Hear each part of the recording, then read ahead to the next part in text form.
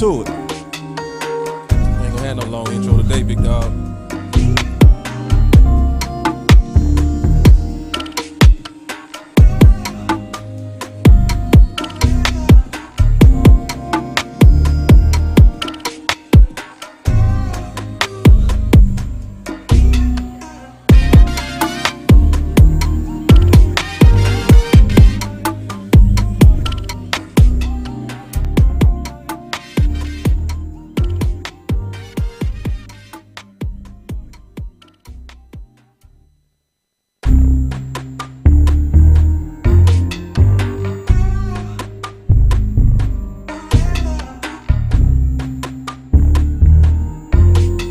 Nation, Boss Cowboys Sports in the building.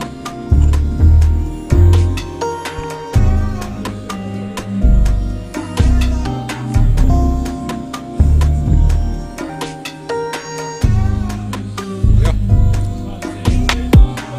Let's go. All right, guys. Hey, welcome to the draft show. Boss Cowboys Sports, Law Nation in the building. Cowboys Experience in the building. We are live at Walk-Ons at Las Colinas, right off of 635 and 114. Come out. It's not too late. So if you guys don't have draft plans, you guys need to come out, support Law Nation, Boss Cowboys Sports, the final word, Cowboys Experience, right here live. All right, so hey guys, we got the draft show. The draft show extraordinaire, and we're ready to go. We're excited.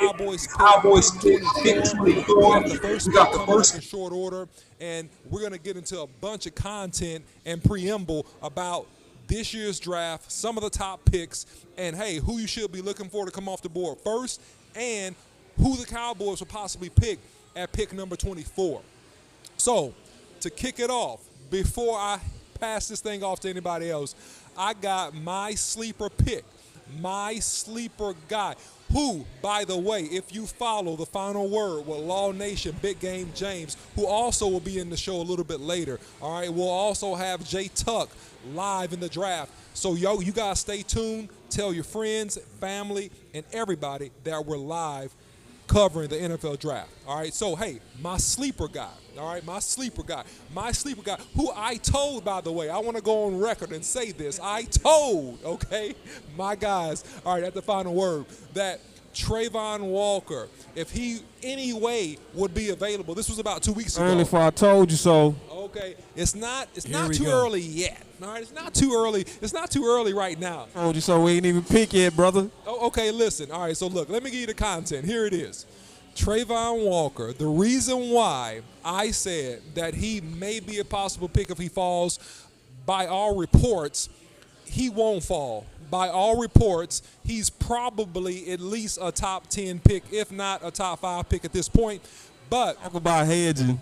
No, I'm just telling you. Listen, the OC said Travon Walker. All right, so Travon Walker, if you don't know who he is, and by the way, if you follow Boss Cowboy Sports, and if you don't, you should go like, share, and subscribe. I made a video, all right, and I talked about Travon Walker 2 weeks ago, and Travon Walker is a 6'5", 272-pound grown man, number 44, who played for the Georgia Bulldogs.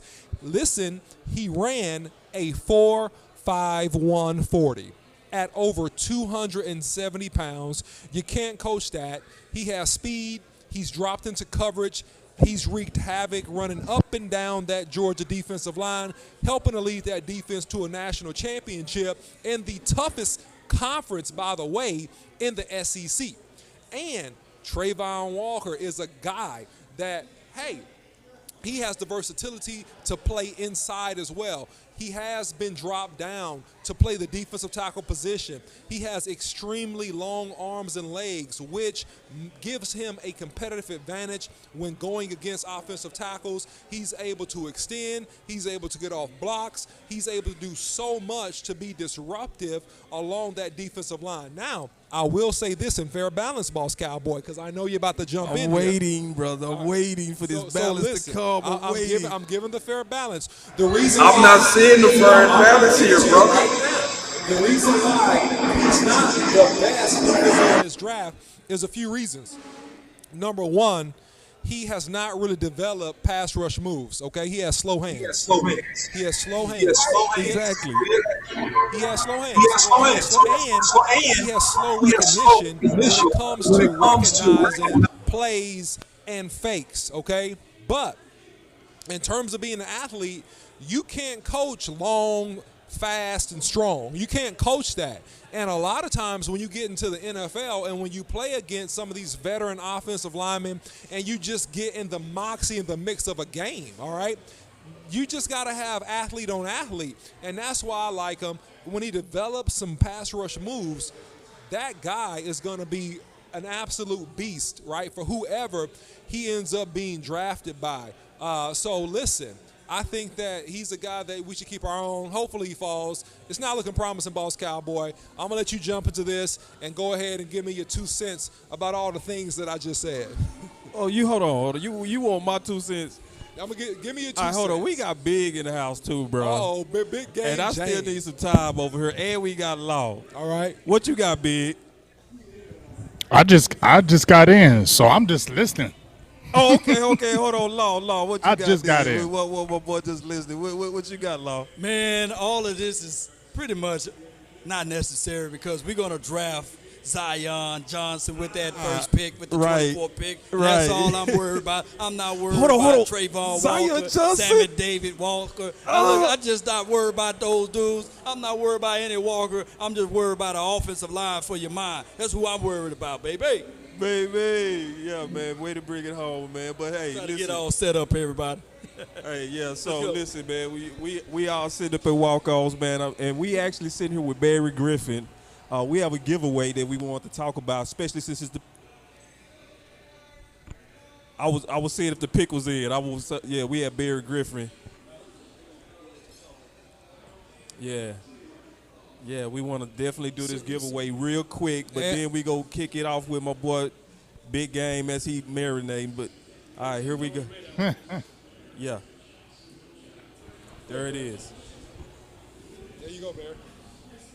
Big game's in the house too, huh? Oh yeah, he's in the house. Big Yes, game, sir. James. Yes, sir. What's up, Barry? Yeah, The I agree Godfather. with Law. I heard him talking too, and I'm thinking Zion Johnson. I think I want an O lineman, a linebacker, and another O lineman, and then after that, it doesn't matter. Get those three, and we're good to go. There You heard it here first. Hey. There it is. I also do believe, and I really mean this, I do believe that Green is going to be the pick. Listen, I wouldn't be surprised if Green is the pick, right? We're not arguing about that, but the argument has always been, what is the superior pick, right? If you have Zion Johnson available at pick 24 and you have Green there, who's the better player? Who's the better player? And in my mind, by all indications, by all film study, by all reports, Senior Bowl, tape, workouts, Zion Johnson, if he's available and we're going to go offensive guard, then to me, he's the pick hands down. No questions asked. And, you know, no shade on my guy from Texas A&M. No shade on him at all. I think he's a good player. But Zion Johnson to me, he's the pick. No doubt. I think he is the pick. The only way I move off from Zion unless Big Jordan Davis is there. If Yes. Big Jordan Davis is there, then there's a clear shot that you go pick up Big Jordan Davis. I'm a team defensive guy. I love defense. I think defense wins championships. If you think I'm wrong, who was the number one defense last year? Help me out. Come on in the chat. Who had the number one defense last year for the 2021? L.A. Rams. Okay. They were the number one defense in the National Football League. So I look at defense. If you have the better defense, you can give the ball back to the offense, and I believe that will be the stomping ground for the Dallas Cowboys. Keep in mind that Dallas Cowboys went from the 30th ranked defense all the way down to the 12th ranked defense just last year. And by the way, if you give Dan Quinn more toys, Yes. oh my goodness. Yes. Oh my goodness. What you got on that? So speaking of defense, Law Nation, I mean, what about these linebackers, right? There's been a lot of talk about that we should go linebacker, and that if linebacker is available, that we should pick at linebacker. You know, and I've been on record saying this several times that I believe there are probably 6 to 7 linebackers that could help the Dallas Cowboys in this draft. Right. Where do you see this thing playing out? We know about Lloyd. We know about Dean, right? We know about those guys. But who do you see, Law, as the best of the rest, and who might be possibly available at pick 24?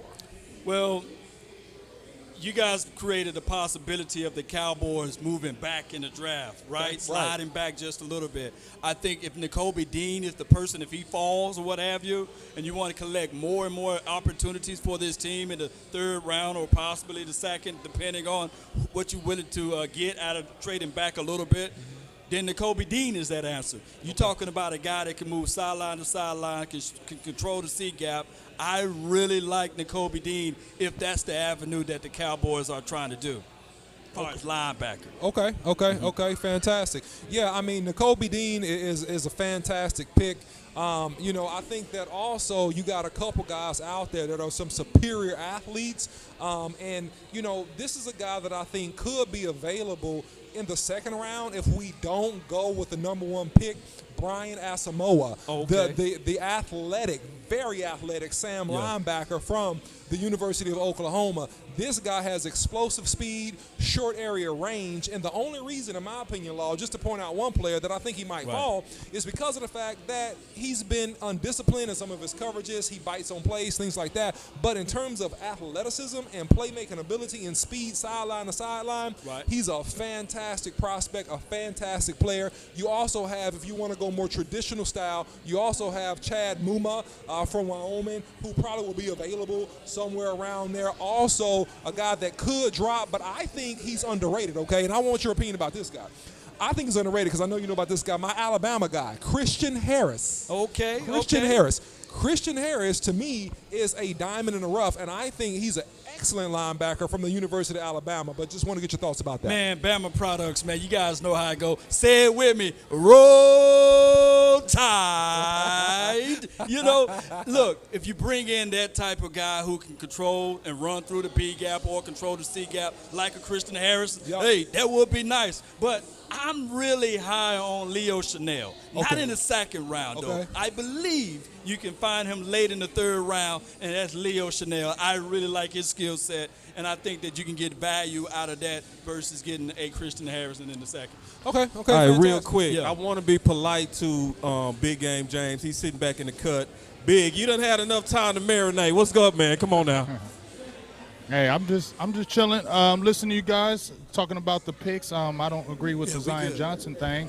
I'm gonna stay away from that. I like Zion Johnson, but I think he's gonna be a better center than a guard. So I don't know how great he's gonna be. I think they're gonna still go with Kenyon Green. I think his size, he's 330 pounds. I kind of don't like his body type, the way he looked at the combine, but he's athletic enough. He played every position on that Texas A&M line except center. If you look at his tape, and me and you talked about it, boss, he's athletic as all out. His feet are crazy. He has a good push. He's got a good slap with his hands. He can pull and seal. So a lot of people were talking about maybe the knee injury. Pick is in. The biggest red flag with me was are we talking about the competitive nature? And I think that's the biggest thing for me. If that competitive nature is good, I'm pretty cool with it. But I also heard y'all talking about Nakobe Dean. That was my pick a few days ago on my own mock draft. I said that's who I would go with the 24th pick, boss, because we have been talking about it. I know OC mentioned Brian Asamoah. He actually played out here in Columbus, Ohio. I actually got to watch him in high school. But if we're talking about a linebacker that can come in and play right now, I would say Nakobe Dean if you're going to go at 24, because he's your middle linebacker of the future. He's the guy that can wear the green dot. He's a guy that can keep everybody free, especially Michael Parsons, being able to go down or be able to drop in coverage. We got Jabril Cox back, LVE. We still know he might have some injury things, but instinctually, mentally, I think physically, I think he's everything that the Cowboys need, and to keep building on that defense. We know defense wins championships, and I think that defense is going to be ahead of the offense going into the season. It's in. The pick is in. What's your thoughts on it, Big? Up. Defensive end, Travon Walker, the University of Georgia. They go with the athlete. They go with the athlete. The top pick in the draft, and you heard it here first. The OC told you. Say All that. right, now listen. I didn't say he would be the top pick, but I'm saying he's a great prospect. You and did listen, say it. congratulations to Travon and his family. He's very excited. Number 1 pick of the NFL draft going to the Jacksonville Jaguars, Travon Walker, defensive end, University of Georgia, 6'5", 272 pounds, 4'5", 40, excellent athlete. He's going to do a lot being a young guy helping to help that defense. Well, the Jacksonville Jaguars are known for getting a defensive edge guy, and then all of a sudden, a couple of years later, you look at it and say, oh, wow, that's a Dante Fowler 2.0. Yeah. Well, you know what? Let's take a look at the highlights. Boom, if you're watching.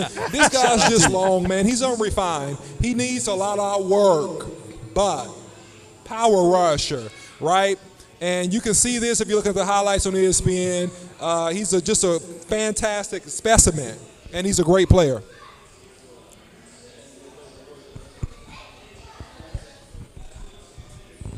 All right, so again, I mean, hey, great job by the Jacksonville Jaguars. He's a fast guy. I don't know if it's so great, OC. It's a great job by him because he's a great talent.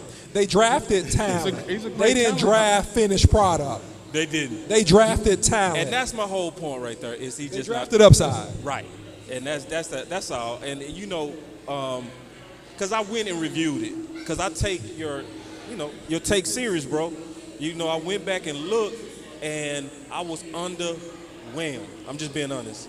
And he has to clean up his technical game, or he's just gonna be a gym rat that performed well and earned the top spot. But you got to put it on the field. And like, especially when I looked at his biggest games, he was non-existent, bro. I'm just being honest on what I saw on the tape, because obviously on the final week I went back and reviewed all the guys just before we made our last checks, our last T's, and crossed the T's, dot the I's.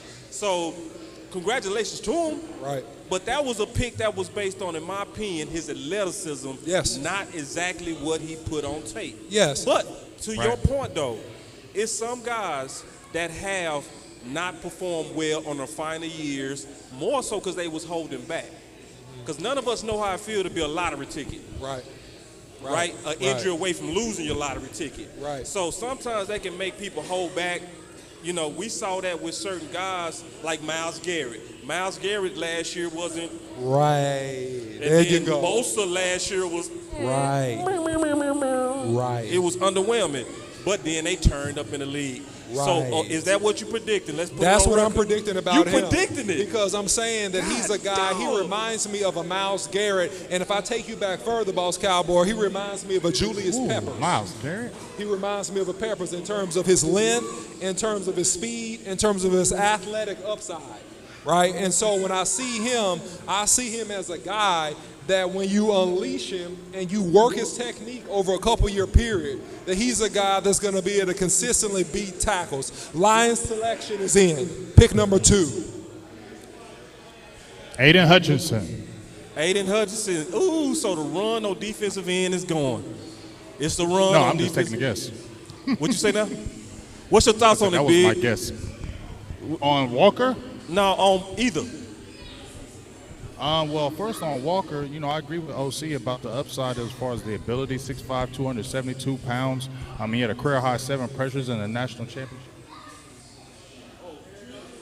We played the Jaguars this year, though. Ultimate boom or bust. He either is going to be really good, or he may just be one of the longer line of underwhelming Jacksonville Jaguar drafts lately.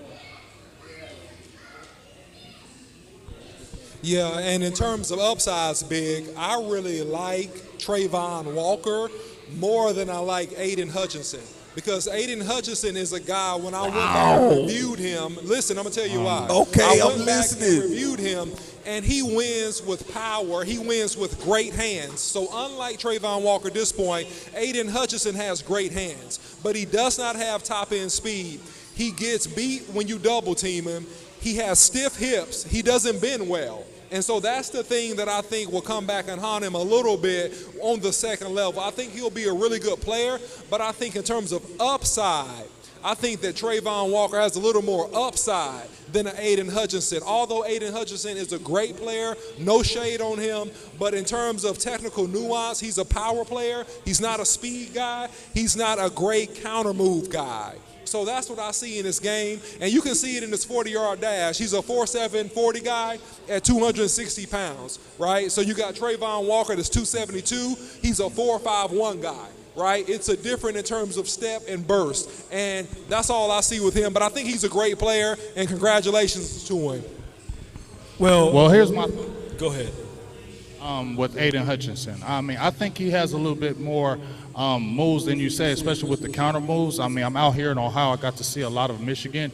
I think if you ever seen a guy named Kyle Vanderbosch, he used to play for the Titans, and he used to play for the Detroit Lions, I believe. He was a very good player, very underrated. And if you look at Aiden Hutchinson, I think he's going to be a very good player for the Detroit Lions. Number one, because it's Michigan, but number two, I think he's going to bring that technical side. He's going to be able to work with his hands. I think.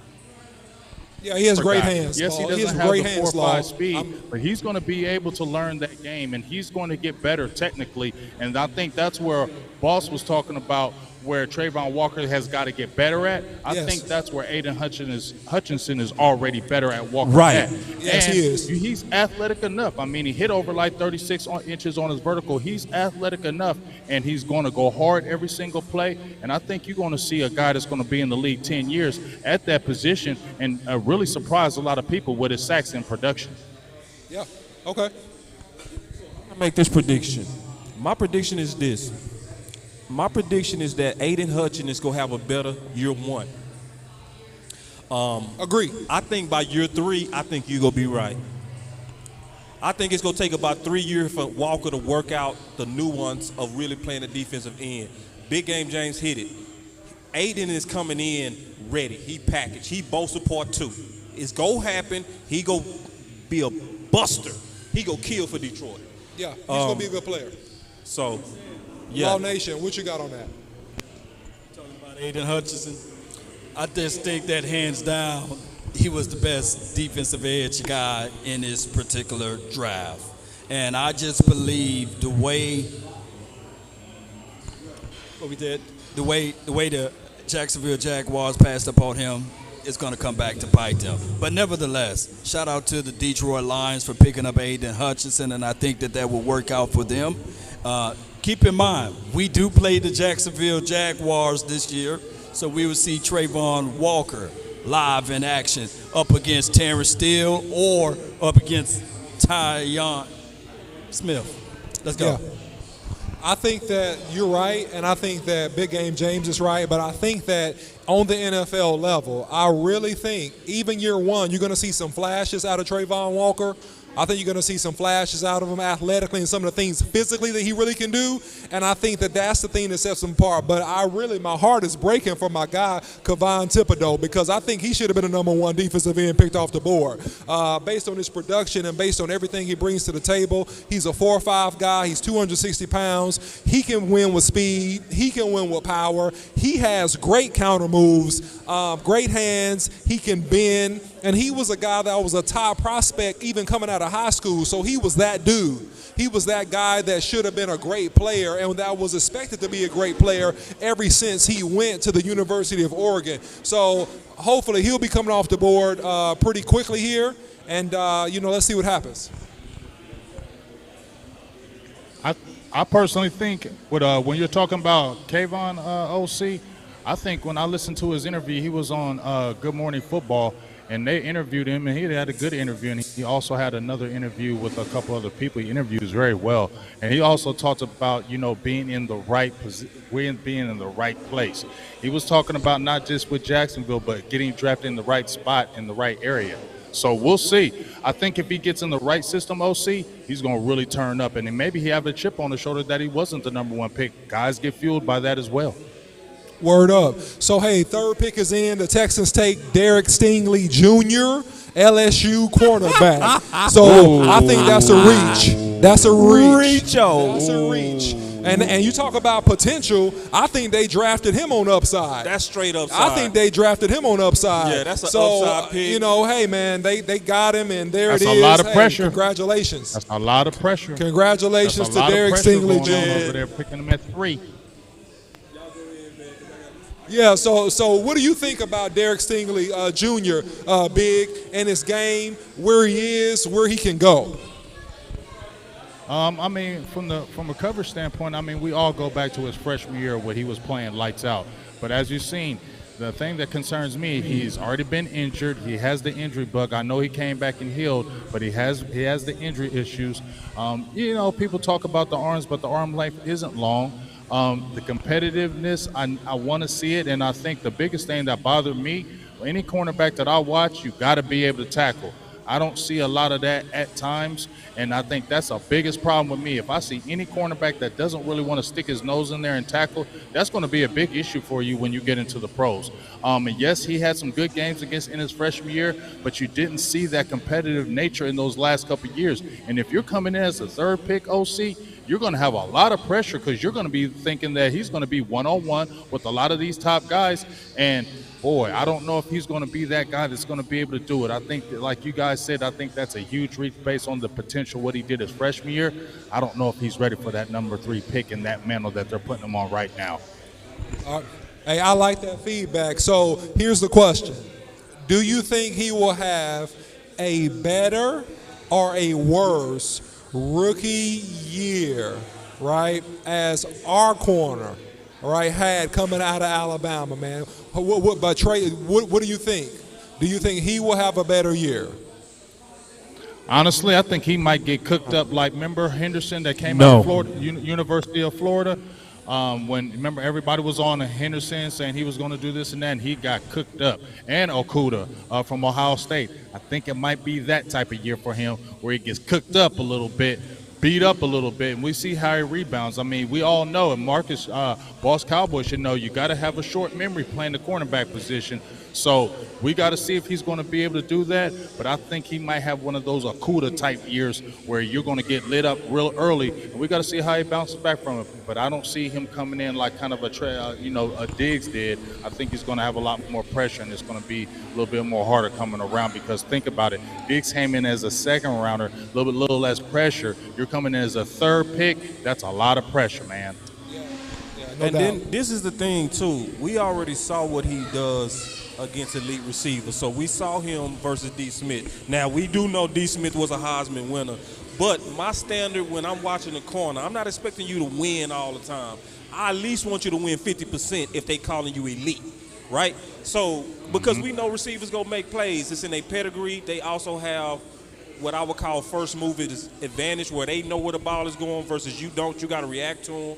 It's the advantage to the receiver. So, but he was dominated versus Alabama. And that bothers me, and he was dominated both games. So it's one of those things to where that was a pick that was based on potential.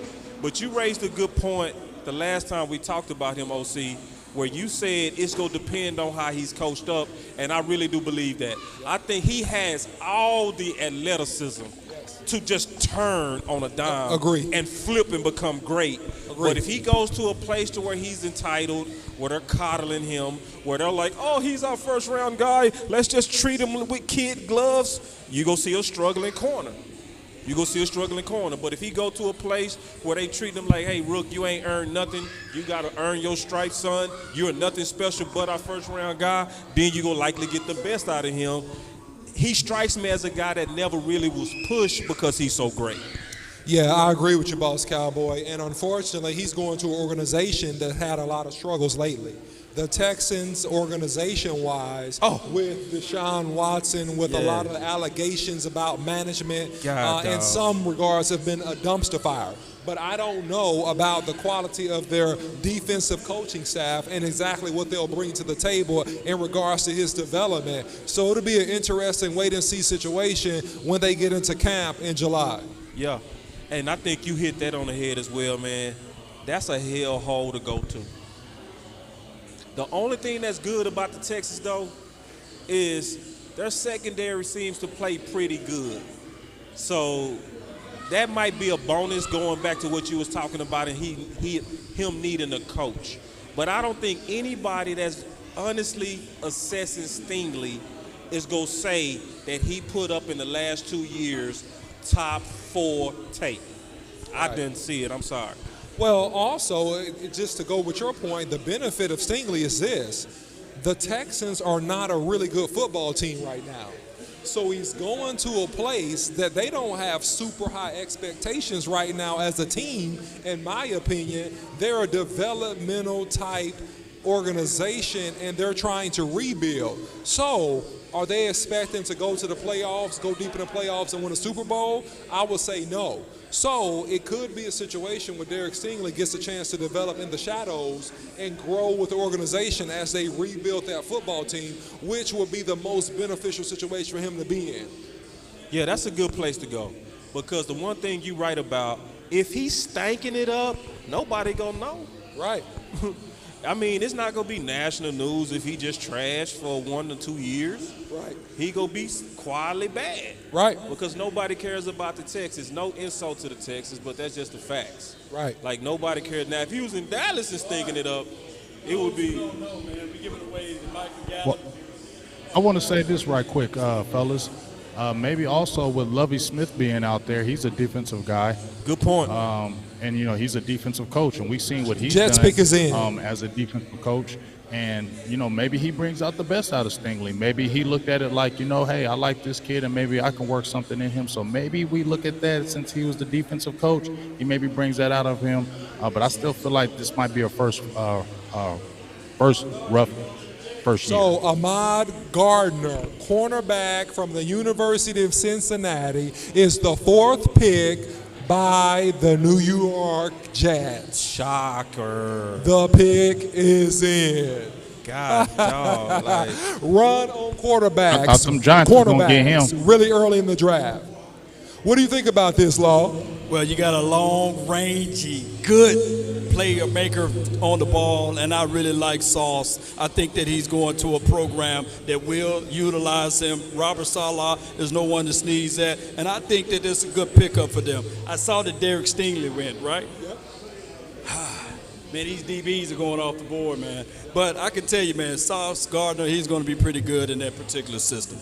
Yeah. Well, here's the thing about him. He's a 6'2", 190-pound guy, so he's a long guy, okay? And he's shown the ability to be pretty sticky, right? And so because he's shown the ability to press, to be pretty sticky, I think that's really the allure of him. He is a 3-time All-ACC first-team selection. So, hey, he's a good, solid player. He played pretty good against Alabama, so you really can't say that he's not a solid top-tier corner. So, I mean, look, he's not a bad selection at all. I think that he's a little bit early based on where I had him, but, hey, congratulations to him and his family.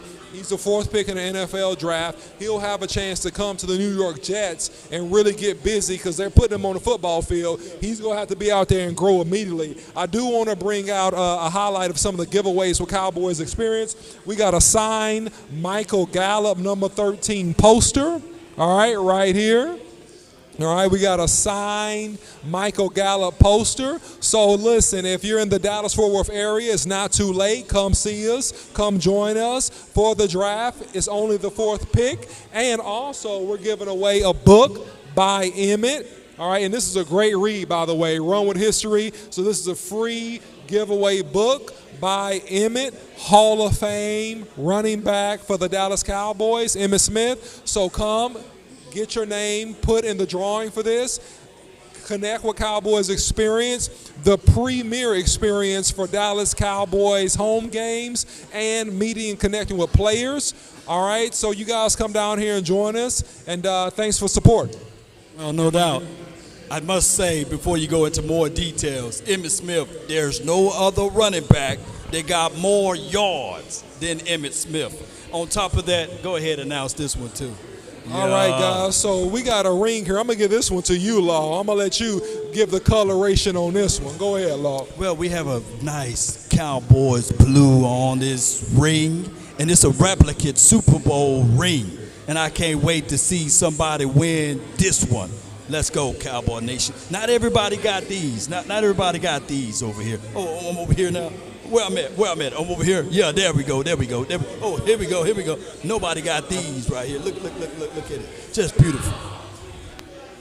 All right, so now I want to break out what we've been waiting to talk about for a little while now. All right, so we've been kind of teasing some of us. We got our own grades. All of us got our own grades. We got our own players. So I'm going to go ahead and tell you right now. So we saw Derek Stingley come off at 3, and we saw Sauce come off at 4. And they was my 4 and 5. So, I'm saying that was a reach, But at the same time, one thing about Sauce does have the right cornerback swag. He has what you want to see in a cornerback. He has the attitude of a cornerback. You're supposed to have obnoxious confidence when you play in the cornerback position, period. You know what I mean? And he has that in spades. And I think that infectiousness actually rubbed off on scouts. I'm being honest. I don't think it was the tape. I think it was his interview, that he's a genuine competitor, and he gives you Ramsey vibes. Like Ramsey got that same demeanor and that same size and all of that kind of stuff. So everybody that passed on Ramsey or wants a Ramsey fell in love with Sauce. That's my honest to God opinion. Yeah. Agreed. Well, attitude and mentality is about 85% of the game. Yeah. So if he's showing the superior mentality and demeanor, then that's going to bode well. Also, the New York Giants, pick number 5 is in. Let's see who they get. What do you think? Give me your predictions, Law and Boss Cowboy. Who are the New York Football Giants going to pick with the 5th pick of the draft? Will it be quarterback? It got to be a quarterback at this point. Got to be. So I'm going to pull up the CBS board. The CBS board has always been my guide since I've been doing this. It's always pretty much been dead on. So if you want a good guide of what's likely going to happen, make sure you keep up with that CBS. I'm pulling it up right now. I might even show it to you. But, yeah, man, the Giants,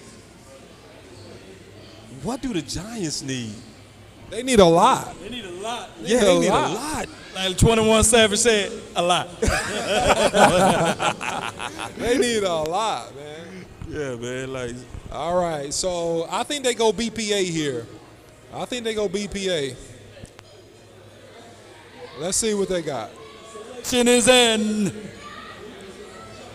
Thibodeau, huh? Division rival here, so this is important. We got to pay attention to this. They'll try to counter us some kind of way. So what would be a counter to Dallas? Kevon Thibodeau. What do you think?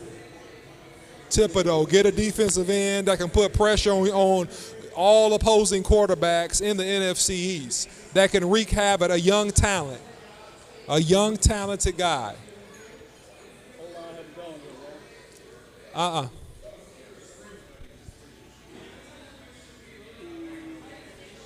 find out.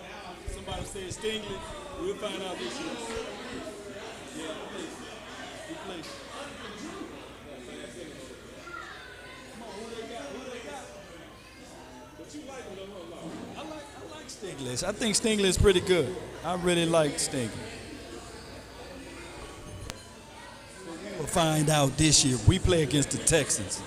Okay, the selection, I just told you, Thibodeau. Kevon Thibodeau. Okay. Yeah, they want to put pressure on the opposing team's offense, and they went with the BPA, the best player available on the board. You did call it. Yeah, best player on the board. And that's a young, talented guy. And he's going to get busy in the NFC East, man. He's a young, talented dude, man. I expect him to have a really great rookie year, man. He's a good player, man. 6'4", 254, ran a 4.58 40. All right? So he's explosive and physical enough to cause any offensive lineman some problems. My take on Thibodeau, man, honestly, overrated. Overrated? Yeah, I think he overrated, man. I think He's he was offensive another lineman athleticism dropping. pick. And I can't But wait. I'm happy, man. The more guys wait. that come off like Falling him, right for the us. better. Big Game James, you with us, man? Okay, yeah, he with us. I couldn't hear you. But yeah, so yeah, no, but I just think he's slightly underrated. And that's just my honest to God feeling about him. And just from watching this tape, man, I just think it's a lot to be kind of, I just think you can get more out of him, just being all the way honest. You can get more out of this guy, man, but he's a good finisher. He's a good finisher, dude. When he gets close, he closes the show, and he gets to the quarterback. Do I think he could be better technically? Yes. Do I think he could have been a little bit better? Yes. But in terms of passion, playing hard, and putting pressure on the offensive lineman, he's good. When he gets to the top of the rush, he comes off of blocks goods, he finishes well, and he plays infectious. Overhand, that was a good overhand. If you watch the ESPN highlights, he finishes well, man, and he's a hustler. So I like what I see in him. I think he's going to develop more pass rush moves, and I think he's going to play with better power than he has in college and really get under offensive linemen because they'll be bigger than who he played against in college, and that he'll have really a good rookie year. No doubt. Thibodeau would not get one sack against the Dallas Cowboys. I'm not worried about Thibodeau. And, I will go take another look because I'm going to tell you what happened to me even dealing with my boy Big Game James. And I'm pretty sure this happened to everybody. You look at a guy, the first time, you just not impressed. Sometimes you didn't get your sleep. You're trying to evaluate people and you're sleepy or something. And then you watch him again and you're like, how did I miss this dude? That actually happened to me with Muma. So Big been telling me about Muma for the longest. And I was like, I already watched this film and I wasn't impressed. Man, I went back and watched Muma. I said, how did I miss this? He's a good player. Yeah, he's a good player. And it just shows you a lot of times we all got to go take second and third looks. I'm going to take another look at him. I want to just make sure that my eyes are right, especially when your eyes was wrong before. So I'm going to take another look. But my initial thought, just being all the way honest on Thibodeau, is, Yeah, and which is good for us. I mean, that's something that we should all be excited about. And I'm not saying, too, because I want to clarify about my feedback about him. I'm not saying that he's God's gift, right, to defensive ends, but I do think that he's fairly good enough. He's very good, and he'll be a solid defensive player for those guys, bearing his health. So, right on, OC. Yeah, man. So. But one thing about Thibodeau, though, I can tell you this right now. Thibodeau, he came out ready, man. See, this the thing that I also like about the draft. I like that these guys' lives are changing. That's just a super cool thing to see. Is we know from playing big, and we all know from playing that this is the day. Even though some of us got critiques on some of these guys, their dreams are coming true, and it's always just good to kind of see that. Yeah, man, it's great, man. This is truly life-changing, especially if you drafted anywhere in the first or second round. Life-changing for them and their family, man. So just super happy for them and all the exposure. Big Game James, and we want to get you in the mix, brother.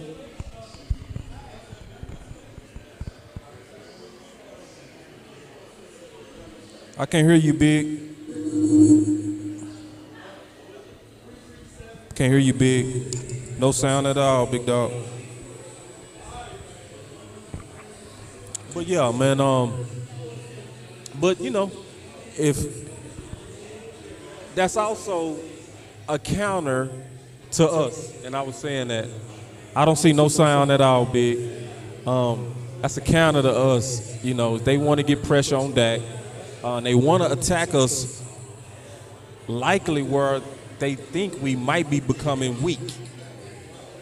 So you look at T. Smith, and what could be, just being honest, we could be witnessing a decline. We likely witnessing a decline.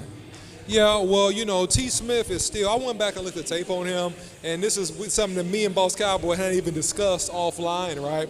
I still think that T. Smith is a very, very good tackle when he's healthy, but the issue is, can he maintain the health throughout the season, and unfortunately in the last 5 years that hadn't been the case. He's still one of the better tackles in the NFL, and I think that we've taken him for granted over the years, and we've seen so much high elite level play out of T. Smith that we think that, hey man, that stuff is just easy. And the reality of it is that it's not easy to maintain that elite level of play year in and year out. And I think he's very good when he's healthy, but obviously with his age and with the amount of games that he's played, it will be very smart to get some other talent in the building and allow us to get some more depth along that offensive line. Hey, Big, come out and come in. That might fix your sound, bro.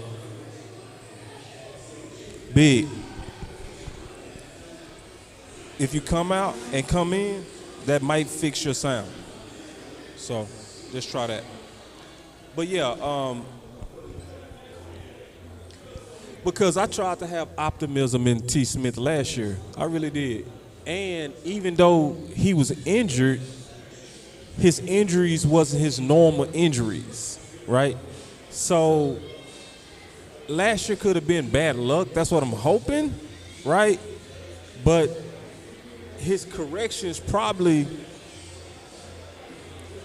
But is it a such thing as bad luck? Sometimes you bad luck because you injury prone. You just prone to it. It's just prone to. Oh, I see Big is back. I hear his sound is too. Big, go ahead. Am I good? You good? Oh, it worked. Here we go. We back. So where we at? Did we pass Thibodeau now? What we on? Yeah, we was talking Thibodeau, but we were just, freestyling. Well, I think the biggest thing when he was talking about Thibodeau, I was pulling up. They had another linebacker on their team, Azeez Ojulari. He had 8.5 sacks on the opposite side. This will be his second year. He had 8 sacks. So when I look at Tibbs, they're going to try to get that front together, fellas. They got Leonard Williams in the middle. They still got Dexter Lawrence up there at the front. What do they always have, and what's always their MO? Defensive ends. That's what they love to do. They love to rush the quarterback. So this is, to me, a typical Giants draft pick where they're going to try to put pressure off the edges and get to the quarterback. I think this guy can do it. How much he can do it in his first year, we'll see. But I still think he can pull off about at least 5 sacks in a game. I think he'll be okay. Do I think he's going to be great? Don't know about that. But I think he will put pressure off the edges, and I think it's a pretty decent pick. Well, listen, great feedback, Big. But listen, with the Carolina Panthers pick number 6, the pick is in. Ike Ekwonu, offensive lineman from, I believe, is that NC State? NC State? NC State. Yeah, NC State. Yeah, and if I'm looking at my offensive lineman, him and Evan Neal were the top guys. I think that in terms of violence and hands and the ability to move men north and south, he's probably one of the best in this year's draft. His father was an African basketball player, so he's from an athletic family. He has some really good tape. He's a huge guy. I think he'll come in, and I think he's actually the type of lineman that the Panthers like, because the Panthers really like to draft guys that are violent and guys that are strikers, guys that can really drive block. And I think that he's a really good drive blocker based on his tape, and he'll come in and do a really good job really day one for the Panthers. So good pickup by him. I think that Evan Neal is a little bit more versatile, so I kind of had him as my number 1, but he's a number 1 and 1A. He's a great player. He'll do a great job coming in. Boss Cowboy, what you think about it? I mean, he was my number 1 tackle. So that's right about right for me and what I thought would happen and what should have happened. He was the top tackle taken. So, I mean, it fit, He's nasty, man, and he's technically sound. He's the type of guy that's going to make, in my opinion, a lot of guys around him better because it's the way that he plays. He's going to be that tide that rises all the boats that's going to be around him, man, and I honestly believe that. What's your thoughts on him, Big? I mean, right now, they got Cam Irvin starting on that left side. You know what I mean? So he can be your bookend for years. So, like, it makes sense. They need offensive lineman help. They have guys that are they're rotating. Cam Irvin is a journeyman. He's only just holding the seat ready for the next guy to come in. And then you need a bookend right now. They're still looking probably going to see what they're going to happen on that quarterback position. So when they finally settle on that cornerback position, you need a bookend. And if he's your number one tackle on the board, you need to go ahead and start with that right now. Right on, bro. And he really was, man. So all of us posted our top guys, and I did, and he was my top tackle. So, it just makes sense, And so we saw the beginning of the defensive end run. We might getting ready to see the tackle run, And I know a lot of us been hoping for tackle to potentially fall, but when you start seeing tackle go this early, yeah, we probably not going to see the guys we want to see, man, to be all the way honest. Right. We got a friend of me, man. We got a friend of me amongst us. Uh-oh. Oh, no, Law, what are you doing? He's spinning his stuff, and he want to go ahead and say who he wants for his team. Okay. But before he talks, just want to let the fans know, pick number 7 with the New York Giants picking again is in. All right, is in. But, Mike, go ahead, Mike. You got a minute or so to express yourself. So go ahead. Man, I just want my Steelers to maybe find a way for Jameson Williams to go ahead and slide down to 20 and get that wide receiver rather than getting the quarterback. My thing is like this. If they go and get one of those quarterbacks from this year, I just don't think that they're the answer long term. We got some really good guys coming out next year, all right, and then shoring up our defense, get to the second pick, kind of move up and go get Travis Jones. I think that would be a select. Okay. All right, you heard it here first. This is greatly bothering me. I'm bothered like I've never been. Like the fact that Law done let a Steeler. Now, listen, I got love, but I don't. I got respect for the Steelers, but I have no love. Man, that's all right. I ain't got no love for anybody. Yeah, man, but so, like, what's your thoughts on the Steelers? Because I'm going to be all the way honest. It looks like y'all in a kind of quiet rebuild, if I could describe. Really, you got a lot of reverb. Quiet rebuild. What are your thoughts about a quiet rebuild for the Steelers? And make sure you speak in the mic, too. Well, truly, we've been in a quiet rebuild for the last 2-3 years. I mean, ever since Ben got hurt, they've been trying to sit down and maintain things. Yeah, they made the playoffs, and they've had good records. But, we reload. That's what we do. We reload. We don't have real bad seasons. We keep reloading, And it's a testament to what Kevin Colbert and Mike Tomlin have done in his 14 years. Yeah. Always picking late and still being able to field a team that is not only competitive, but has a chance to win. Awesome feedback, Mike. Hey, the pick is in for the New York Giants. Pick number 7. They picked my top tackle, Evan Neal. Versatile tackle from the University of Alabama. Those are 2 premium picks. The New York Giants just got better. They are a division rival. They just got better. Evan Neal played right tackle for the University of Alabama, has played left tackle for the University of Alabama, has also played guard as well. He's fundamentally sound. He's technically sound. He's very athletic. He can do everything that you want a tackle to do, and he's played really for the top program in college football over the last 5 years. And so he's going to do a fantastic job running, blocking, pass blocking. He can even be used in a screen game. Because of his versatility, his height, his length, and his refinement, I thought he was a little bit more refined than Oki, the first pick that went to the Panthers. I had Evan Neal as my number 1. He's a really good tackle. He's a day 1 starter. He's a 10-year tackle for the New York Giants. So good pick. Yeah, that's a good pick. That's a real good pick, man. They did definitely get better. Y'all have a blessing, Hey, but real talk. Thank you. Hey, real talk. I do got respect for the Steelers. I really do. So you did say, Mike, you wanted the Steelers to get Chris Olave and James Winston. You said that on live, right? I said it online. You want Chris Olave, James Williams? You talking about the second round pick? Law over here talking. Nobody can hear what Law. The only person that can hear Law is us. Law, grab a mic, brother. Law, grab a mic. Grab the mic, Law. Come here. Law over there going hard. Y'all can't even hear nothing my boy was saying.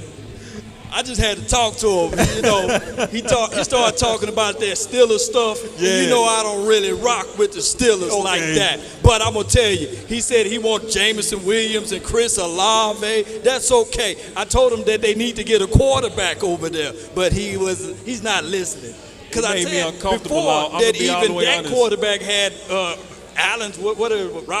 Allen Robinson in Chicago, and he couldn't do nothing with that. So he ain't gonna do nothing with Chris Olave and Jameson Williams. But it is what it is. But he did speak some good football terminology. So that's why I let him sit on the law seat. But it is what it is. Let's go. Yeah, he was a cool dude too, man. And to be honest, a lot of Steelers fans are. I don't know too many obnoxious Steelers fans, to be all the way honest. You know what I mean? Even though they rivals to us, they fans are pretty cool. So yeah, but Evan Neal, going back to what you were saying, OC, that's a solid pick, man. That's a very solid pick, and that's something we got to keep our eyes on because they definitely really did get better. And it makes sense what the Giants did. They built the interior first. They went after premier pass rush and premium tackles. That's almost the blueprint of how to rebuild a team. What's your thoughts on it, Big? I told you they were going to offensive line, and I think that's a really good pick for the simple fact of, you know, you got a book in Thomas, who they drafted about a couple of years ago. I wonder which side of the field he's going to play on, if he's going to play left tackle or if he's going to play right tackle, because Andrew Thomas is your left tackle right now, and he looks like he's going to be one of your bookends. So he's going to play right tackle. Would they slide him inside? They lost Will Hernandez doing out of free agency, and they got some stopgap guys.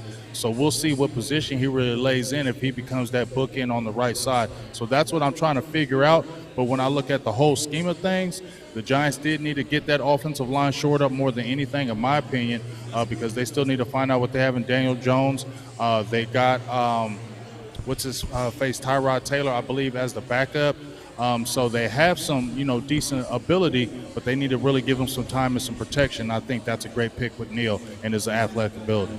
Yeah. What you think that's going to do? What do y'all think it's going to do in terms of their running game?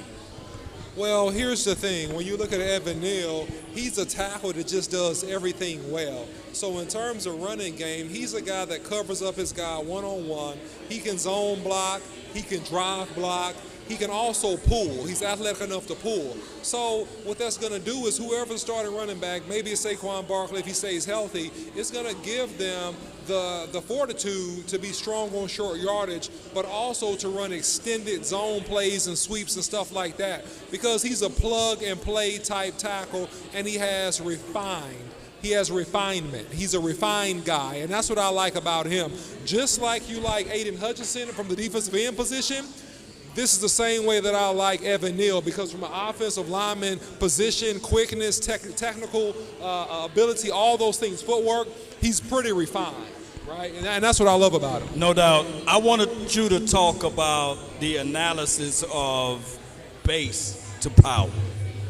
Give me some of that. Yeah, so, all right, so the pick is in for the Falcons, pick number 8. Drake London. Drake London, wide receiver out of USC. That's a surprise. Drake London climbs the board. He robs the bank. He gets inside of the top 10. This boy robbed the bank. I'm sorry. This boy robbed the bank. He got it. He's a top 10 pick? Nah, he look.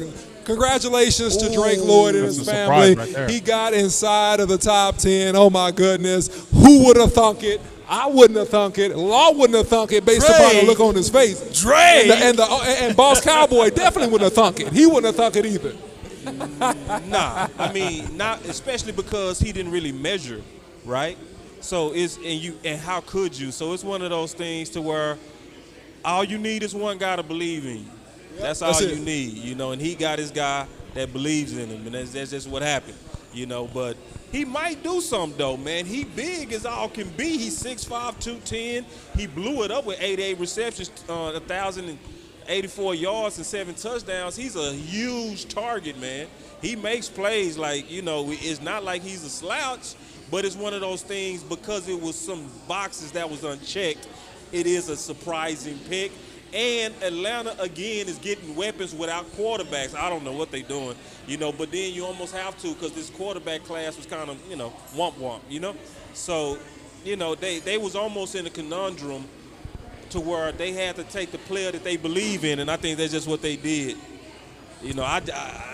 Yeah, I mean, you said it right. I mean, it just takes one team to believe in you. And so, listen, he's a great 50-50 ball guy. He's not a guy that gets a lot of separation, but he's a big body. He has big, strong, excellent hands. And so he should be a good red zone target. He should be a good third and short and medium type target for the Falcons. And so they get him. So going back to what Law asked me about base to power, I mean, hey, if you think about base to power, what you're really thinking about is you got to have a strong base to have power, which means that you're going to have really good legs, a good leg stance, and you're going to be able to use your leg width and stance to generate force and power from your hips going through the defender that you're trying to block.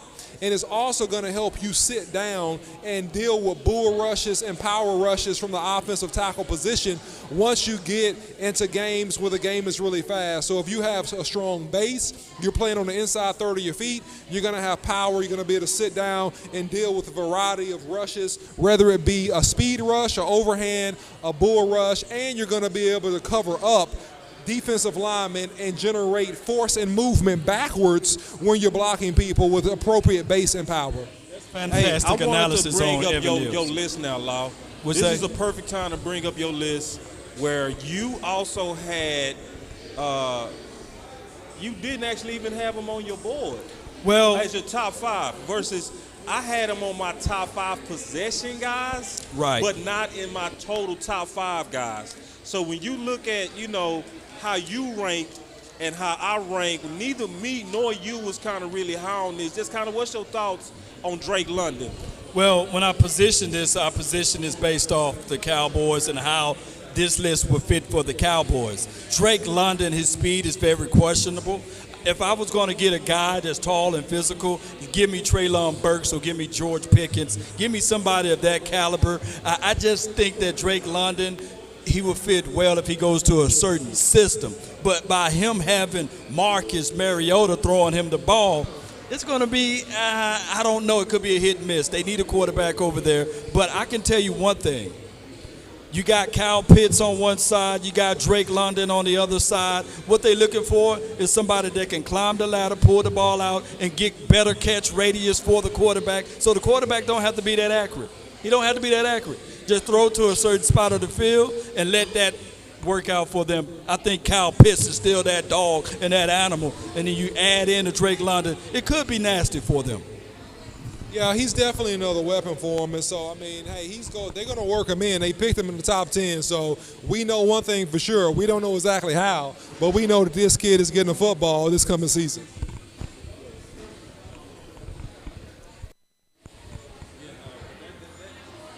Definitely interesting to me, but we expect surprises. That happens, every first round, but that's not too bad of a surprise also at the same time, because is it really that big of a separation with most of these receivers?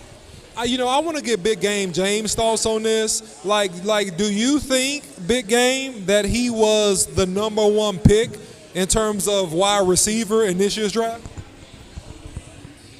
He definitely wasn't the number 1 receiver in this draft, but he does have a lot of talent. I gave him a comparison. About 3 days ago of Vincent Jackson. That's what he reminded me of, and they just said that on this draft.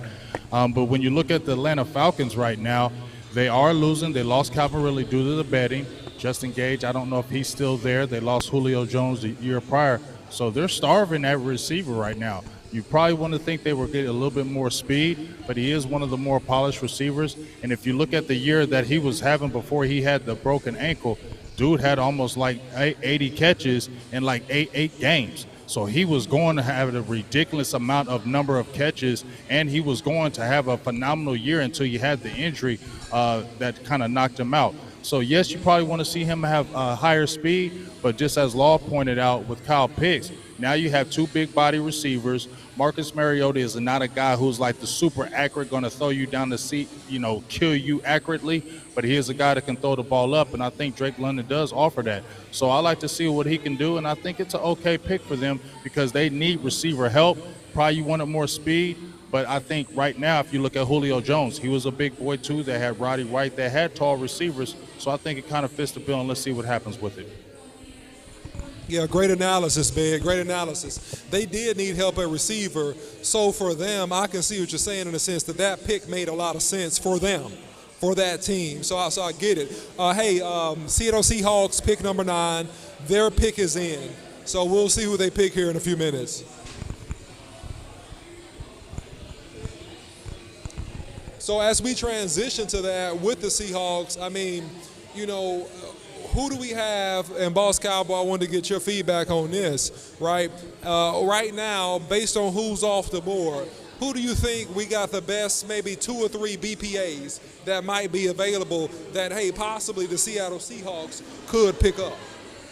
Well, they're in a total rebuild, and I honestly don't have my CBS board in front of me, so I can't say who's the best player available now.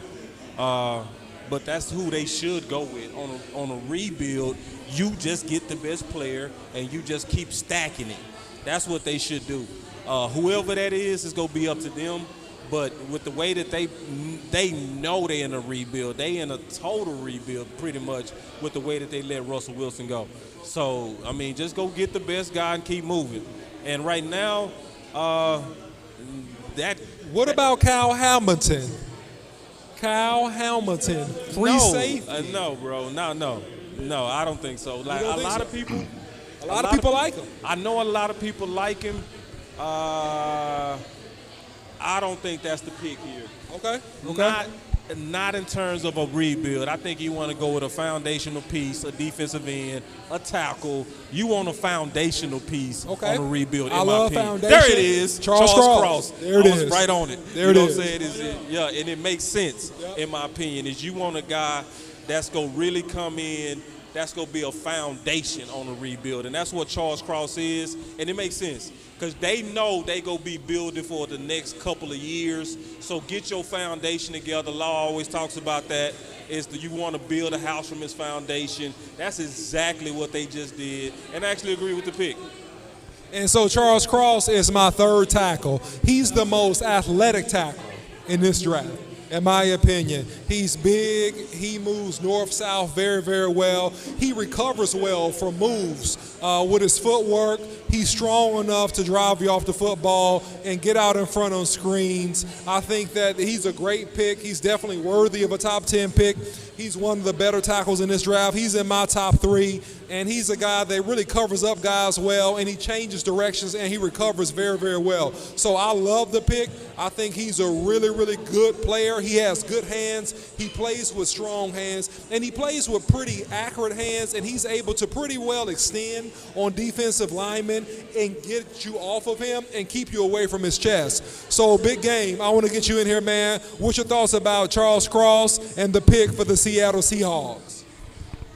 Well, number one, they definitely need to go that route because, number one, your starting quarterback, is Drew Lock?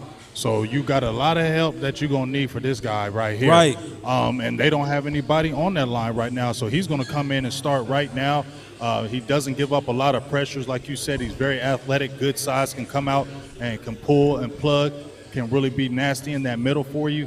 I mean, on that outside for you. So for right now, when you're trying to build and maybe find you a new quarterback of the future, or you have a guy that's starting right now, Drew Lock might be a little shaky, you need somebody that's going to protect him. So they did it the right way by getting one of the better offensive linemen. And this was a guy that the Cowboys were targeting and possibly talking about moving up because they felt he was that good. And they felt he was like a young Tyron Smith in their opinion. So if you hear about that, then you think good things about what the Seahawks did in drafting this kid. No doubt. I would also imagine that now we can start talking about the Cowboys because it's been reported that the Cowboys only graded 14 to 16 of this total draft as first rounders. So I can see that. Yeah. So that means a majority of the guys that you consider them second or third rounders. A majority. If that's the case, and you starting to see these premium guys go, because right now the meat is going, except a couple of reaches at corner to me. But the meat for the rest of the draft is all meat and potatoes. It's foundational stuff. The Dallas Cowboys are starting to look like they should move down. I'm not saying it quite yet, but it's getting to that point with the amount of meat that's starting to come off this board that go get you some volume between round 2, round 3, and I don't mean move into round 2. I would want them to move down to the bottom of the first if they have that option with a trade, maybe with Kansas City. What's y'all thoughts on that? Yeah, so I think that we're a little bit early to talk about moving down. I think we need to get closer to pick 20. Right before we kind of make that determination, because they pick near the bottom of the first round. I think that if we have a run on linebackers and another run, a mini run on defensive ends, right? I think that then that's when you really talk about it's a run on these defensive ends. Well, we finna see right now. We got the pickers in for the Jets, the 10th pick in the draft. Let's see what they did. Tackle, if it's another defensive end, it's getting closer and closer to what I said. They need to move down. Yeah.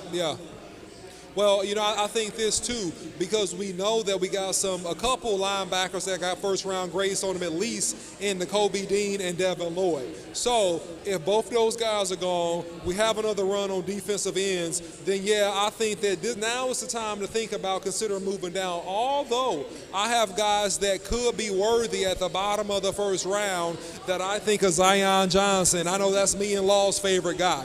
All right, I like Tyler Smith. I think he could sneak into the bottom of that first round. The tackle from Tulsa, the guy that could be at the very top of the second round. Maybe he'll slide, maybe he won't. A guy that I like a lot, and a lot of people are not talking about this guy, Abraham Lucas from Washington State University, all right? So, and obviously a guy I like who I have a low first round grade on, and I'll double down on him. I talked about him at the beginning of the show, Christian Harris. I think Christian Harris is a player, man, so we'll see what happens. So the Jets selection, and here we go. And here we go. Garrett Wilson. Oh, I told y'all that Garrett Wilson. Man. Listen, man, I told y'all that boy Garrett Wilson is nasty. And Texas native. That's proper. That's proper. Him or Williams should have been the best. They are the best route runners, him or Williams, in my opinion. No doubt. Well, they got faster. They got faster. Yeah. They gave Zach Wilson a weapon. That's what they did. They invested the first pick in Zach Wilson. Yeah. They're giving Zach Wilson weapons. They're trying to help Zach Wilson. They're trying to protect him. They're trying to give him an explosive playmaker. And so what Garrett Wilson brings that to the table for the New York Jets. Can he play in cold weather? Yeah, baby, he's going to play in cold weather. He's from Ohio. So, guys, he's played at Ohio State. And, he's a good receiver. What's your thoughts on that, big game, James? I think it's a great pick because when you look at the guys who they have right now, Denzel Mims, young guy. Elijah Moore, they got him last year. Davis, who they got in free agency, and then they got the tight end Azuma from the Cincinnati Bengals. So what they're trying to do is load up for this kid, Zach Wilson. He showed flashes of what he could really be. He's going to be a really good quarterback. I think he took some lumps, but when you're adding another weapon like this, they're basically saying, look, we're putting this on your shoulders. We're going to give you everything you need to succeed, and this is another strong weapon. I'm out here in Columbus, Ohio, so this kid is explosive. He can hit you short. He can hit you deep. The Ohio State Buckeyes have a really good receiving as far as what they put out as far as receivers. Chris Olave's out there. So I just think this is one more weapon that this kid, Zach Wilson, can use. And when you look at the receiving core right now, and it's young, you kind of got to be excited if you're the Jets. Yeah. I mean, the Jets, they starting to cook. I think they go start moving to more middle winners versus bottom, right? Always picking at the top of the draft. They are building correctly, in my opinion. I really do mean that. Man, I got these buttons built in here now. Whew. Hey, I think the Jets are doing really good. They got them a really Saints good. are moving up. Pick with, Saints are moving up. Sauce Gardner, the attitude, and plus he's in New York. New York loves those attitudes. My bad. Uh-oh. Hit the wrong No, I button, was bro. just saying, but you know what you was talking about with attitude, boss, and I think that's what you said. That maybe that's the reason why they took Sauce Gardner. He can handle that New York media that's going to come after him. You know, when he's playing, maybe not the best. He has that attitude, and I think they like that. And then I think when you got Garrett Wilson, you got supreme confidence in Garrett Wilson, and I think this kid Zach Wilson I think he's going to be one of those guys that we're going to be talking about in the next 2 or 3 years as one of the top quarterbacks in the league. I really believe that. Me too, and so this man. weapon that they're doing and adding him, you're going to see an explosive offense from the Jets, fellas. I really feel like this offense is going to take a leap this year. Well, listen, the Saints just traded up to the 11th pick. So why did they trade up? Could it be possible now that Chris Olave comes off the board? Because they're trying to get a receiver. They're trying to weapon up a little bit. They trade up into the 11th pick to try to get a weapon. What are you guys' thoughts on that? I think it's a quarterback. Honestly. A quarterback? Ooh, why? There's no quarterback I'm taking. No. I mean, usually If when they you take move like up, Kenny Pickett, I'm not taking a quarterback. I'm not taking Pickett. Pickett is a lifetime backup. All right? Malik Wilson is borderline. Malik Wilson has great for the most part, athleticism. I agree. Nobody's worth trading up. Nobody's worth trading up. I mean, because they don't have Sean Payton no more, so common sense is likely gone. But there hasn't been a quarterback selected. So I don't think it's a reason to trade up here for a quarterback because we haven't had a quarterback selected yet. True, but sometimes if you believe in the guy, you don't want to kind of take a risk, you know, and because they got Jameson Davis? Because they got Jameson, you right, it's going to likely be a weapon. Let me just recount what I talked about. Y'all right. This is looking more weapon than quarterback. I agree. Yeah, we'll see what happens, though. I mean, hey, Boss Cowboy, you definitely can come out right on this. Anything can happen. So, but I'm interested to see. Obviously, we saw 2 receivers come off the board in the last 4 to 5 picks with Drake London and then now with Garrett Wilson. So we've seen a little slight run on receivers. I think the Saints want to be involved in this of some sorts. I could be wrong, but it looks like they might be looking at a weapon here. Yeah, this gonna be a weapon. I think y'all right, man. It just. So do they go to receiver? Because you got Michael Thomas, but you know he fell off a little bit. They don't have really anybody on the opposite side of him. They got Smith in the slot. Jameson Winston, likes to throw that deep ball. So yeah, they probably might attack somebody deep. I wonder when Jameson Williams comes off the board. That's the kid I'm keeping my eye on, where he's gonna fall, boy. Yeah. He's an interesting pick. He's so explosive, got the torn ACL. You know, I mean, man, they could reach up and get him if they believe, but I think that you don't got to pay him top 11 money because he tore the ACL. I think that you still could get him somewhere in the 20s or at the bottom of the first round just because he has that torn ACL, and it's so prohibitive because he has to recover, and you know that you're not going to really get any productivity out of him this coming rookie year. So I don't know. We'll see what happens. There are a lot of players on the big board. So?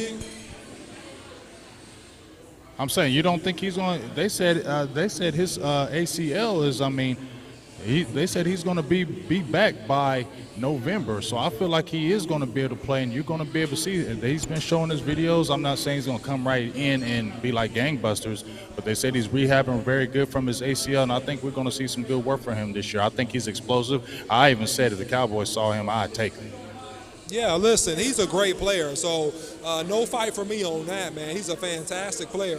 I think he's super explosive. I'm just always a little bit extra cautious on the ACL because I know that it might take you a little bit of time to adapt, right, and really get your body in game shape and really get that edge, you know, when you kind of get back to playing full speed in games. So, yes, we are live. So we got a fan coming in from Law Nation in the building, all right? And what's your name? Alyssa, hi. Hi, everybody. Hi. All right.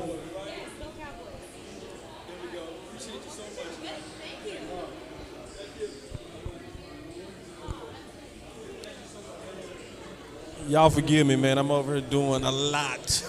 All right, Do guys. they get wrong buttons? Hey, do they get Kyle Hamilton? Kyle Hamilton could be a name too. Kyle- They need yeah, a safety Kyle out there Hamilton to is still cover I out would up be there. the snake. shocked if they moved up for a safety. I would be So, shocked. so listen. I'm The saying. Saints get the 11th pick, but speaking of additional picks, the Commanders get, I believe, 3 picks, and I need to confirm this, but they get like 2 or 3 picks. I knew they were for gonna that do it. 11th pick. What? All right, so somebody bumped the camera. They take Olave. What they get? Let's see. Ooh. And we said they was gonna do that. We had a show.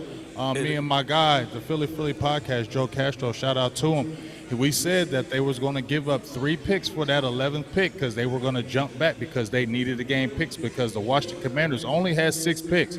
They only had really 2 premium picks because remember they gave up their 3rd rounder to the Indianapolis Colts for Carson Wentz. So they needed to come back in here and gather picks. So we kind of saw this coming. The writing was on the wall for the Commanders. Exactly. So let's see. So is there a possibility that they draft a tight end here? There's some really great tight ends in this draft. I would be Receiver shocked. Or tight end. But Well, the tight actually end, the not. tight ends are so deep. If they fell in love with one, they Yeah. could come get one. Right. But I think that we could be looking at a receiver here. But let's see what happens. Or safety. Or safety. Well, listen, Kyle Hamilton is a top 10 talent, no doubt about it, based on his tape and his range. I think he's a freak. You can do so much with him. I was thinking that the Seahawks might take a strong look at him, but however, he's still available, and he's a great player. Y'all are probably right though. They probably do Chris Olave on this pick because they need another receiver. And guess what? Michael Thomas is from Ohio State. You add another Ohio State receiver. Michael Thomas is more of the underneath guy who's going to get you those short passes. And we've seen Chris Olave. Everybody wanted to see if he was that speed, and he showed he has the speed. So he's a guy that can get past the defense. So you have 2 Ohio State guys in your backfield. That's not bad. Yeah, no doubt. All right, man. I got the butt. Boy, I'm telling you, I've been over here working, man. Woo, man. I literally was building the show as we was doing the show. Whew. Man, Like Law said, building the plane in the air. I swear to God I was, man. I was.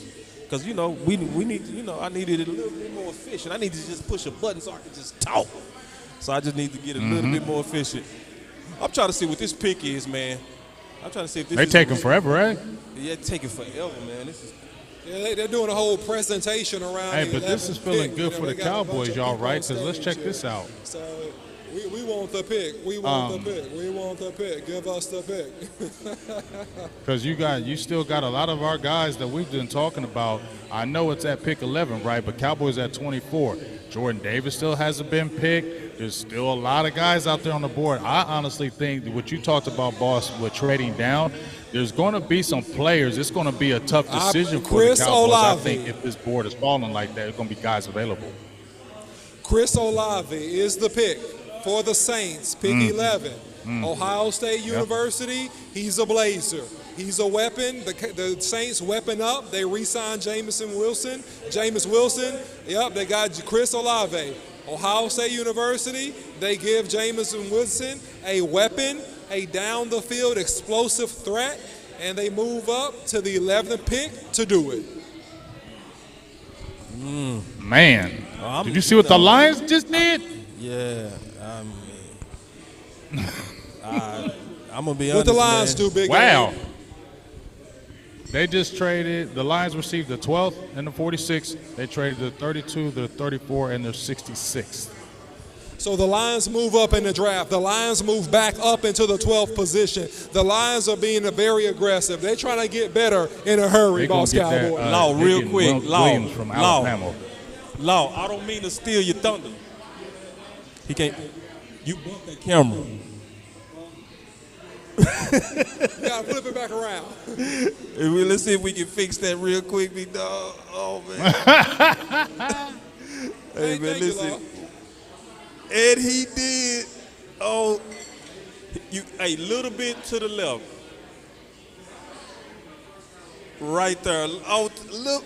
Right there. Oh, no, just a little bit. No, you good right there. You good right there. Hey, listen, big. I'm telling you, man, we be out here working, bro. Now to cut my face off, it's cool. Let me go fix this, man. You know me. ADD. Right. I'm ADD, dog.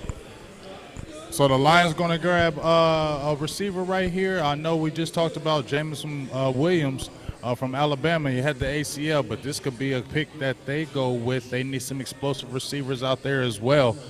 Could this be a receiver? What will the Lions do right here? They got a DN. Where do y'all think they go, Law and OC?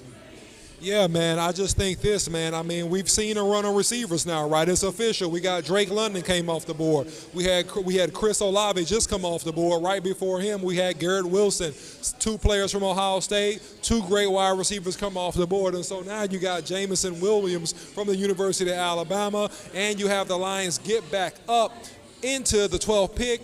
What will they do here? Yeah, they got to help out Jared Goff. They got to give Jared Goff something, right? So it makes perfect sense for them to enter into this pick and go ahead and get the best of the rest that's on the board. So that makes complete sense. The pick is in for the Detroit Lions at pick number 12. So let's see what they do. This will be interesting. Interesting times. All right, let's see. All right, let's see what we got here. And we may have a little delay on our side, Big. You may get it faster than us. But we do know that the Lions missed the playoffs the last 5 years. Hey, they got to get sick of doing that. And in this NFL, Big and Law, you got to score the football to win. Scoring wins it, right? Got to score. All right, so we got a little bit of a delay in terms of them announcing that pick. But I think you're right on, Big Game James. I think that, this potentially is another offensive player, and it makes perfect sense for them to go ahead and get a receiver. What do you think about Traylon Burks, the receiver out of the University of Arkansas? Do you think that he slides up this high because of the injury to Jameson Williams, or do you think that he'll be down lower in the first round? Ooh, that's tough because see, the Lions, they just picked up DJ Chark on a 1-year deal. They got Aquinas Brown that used to play with the Green Bay Packers, so they kind of got some big bodies already. I think they may want to go with somebody who's really explosive. I like Traylon Burks, but he's not explosive like Williams is. Williams is an explosive feat. And with them already picking up DJ Chark, who's already a full 6'4", 4'3" guy, I think they want to say, okay, we already got a speed guy. Let's let him come on, and let's get explosive. I like to see them pick up Williams right here. Traylon Burks is a good player, but I would take Williams in this pick. Okay, fantastic, man. Great feedback. So the Lions get the 12th pick, and they get, I believe, the 40-some-odd pick. I can't read it from here on the screen. And then the Vikings get 3 picks, right, because they made the trade. The Lions made the trade to come back up to pick number 12. So, hey, we got a lot of give and take here. We got a lot of yin and yang going on with this draft in this first round, a lot of moving and shaking. And you see a lot of teams that have been borderline and not really good, in particular the Jets and the Lions, trying to make moves, trying to get better through these draft picks in a hurry. Hey, they're being aggressive out here, fellas. Jameson Williams. You hit it right, Big. You hit it right on the money, Big. Yes, indeed. Right on the money, Big. Yep, Jameson Williams. They came up and they get him. He nice. He is nice. Yeah, I like him. Nice. He was one player. I don't like getting players off the ACLs, just like what you was talking about, OC. But this dude, he's different. He's explosive. I don't know how he was a backup at Ohio State with those guys. I mean, think about that. You had Garrett Wilson, Chris Olave, and Williams. They all played at Ohio State at one particular time, and didn't they just go 1, 2, and 3? That's wild. Yeah, man. Elite. All 3 of those guys are elite. And actually, I mean, you can argue that Jameson Williams was the best out of the 3. You know what I mean? He went to Alabama, and he torched the nation. And, had not it been for that ACL unfortunate injury, this guy would have no doubt been a top 5 pick. based on his productivity, based on his blazing speed, route running ability, and ability to separate from defenders at the top of routes. He's fantastic. He's double moving guys. You can't cover this guy. This dude's a beast. Real quick, man, Law. So we go back to your list, man. So Law got his top 5. We want to kind of acknowledge that because now these receivers starting to come off the board. Give us a chance to talk about it because that was your number 1 receiver. What's your thoughts, bro? No doubt, Jameson Williams is flat out the best wide receiver in this draft. The short area quickness that he got, the burst, the accelerations, especially at the top of his route, is second to none. I like Jameson. The only reservation, like my guy OC said, the actual ACL tear. But his agent, Rocky Arsenal, who's the same agent of Ezekiel Elliott, by the way, also put out a tape just a couple of days ago, and it looks like Jameson will be ready earlier versus later in this season. So shout out to him, shout out to the Detroit. They got them a weapon over there, a specimen, a guy that can really take the top off the defense. Yeah, no, I mean, and then in terms of my weapons, I had him as, let me see. Let me pull my comparison up real quick, and then we can kind of just talk about it real quick. Because obviously this got something to do with the Dallas Cowboys and what we likely getting ready to do. So give me a second to kind of pull my comparison, and then we can just discuss it. While you pulling yours up, Yeah. boss, while Yeah. you pulling yours up, I'm going to show you mine because I gave you, I think I gave mine, so I'm going to show you mine while you pulling yours up. I think I had Jameis Williams as my number 1. Hold on, man. I cut you off, Big. My bad. Go ahead. I believe it was, let me pull it up right here. There we go. Yeah, I had him also as my number 1. We had Jameis route runner. Williams as the first one. Our second receiver was Chris Olave, Jahan Dotson from Penn State. My 4th guy was Garrett Wilson, and my 5th guy was Traylon Burks. No, I got you right here, Big. I'm going to pull it up. We're going to talk about it. Yeah, because, you know, Okay. now that these receivers starting to go, this gives us a chance to this gives us a chance to talk about the guys that we maybe wish we had. So all of us, I didn't even know this. Every one of us had Jameson as our number 1 route runner. He's the guy. Yeah, he's the guy, bro. Like, Yeah, that show Look you at also it. our sleep Look at the highlights. That boy good. Highlights. That boy good. Ridiculous, dog. He nice.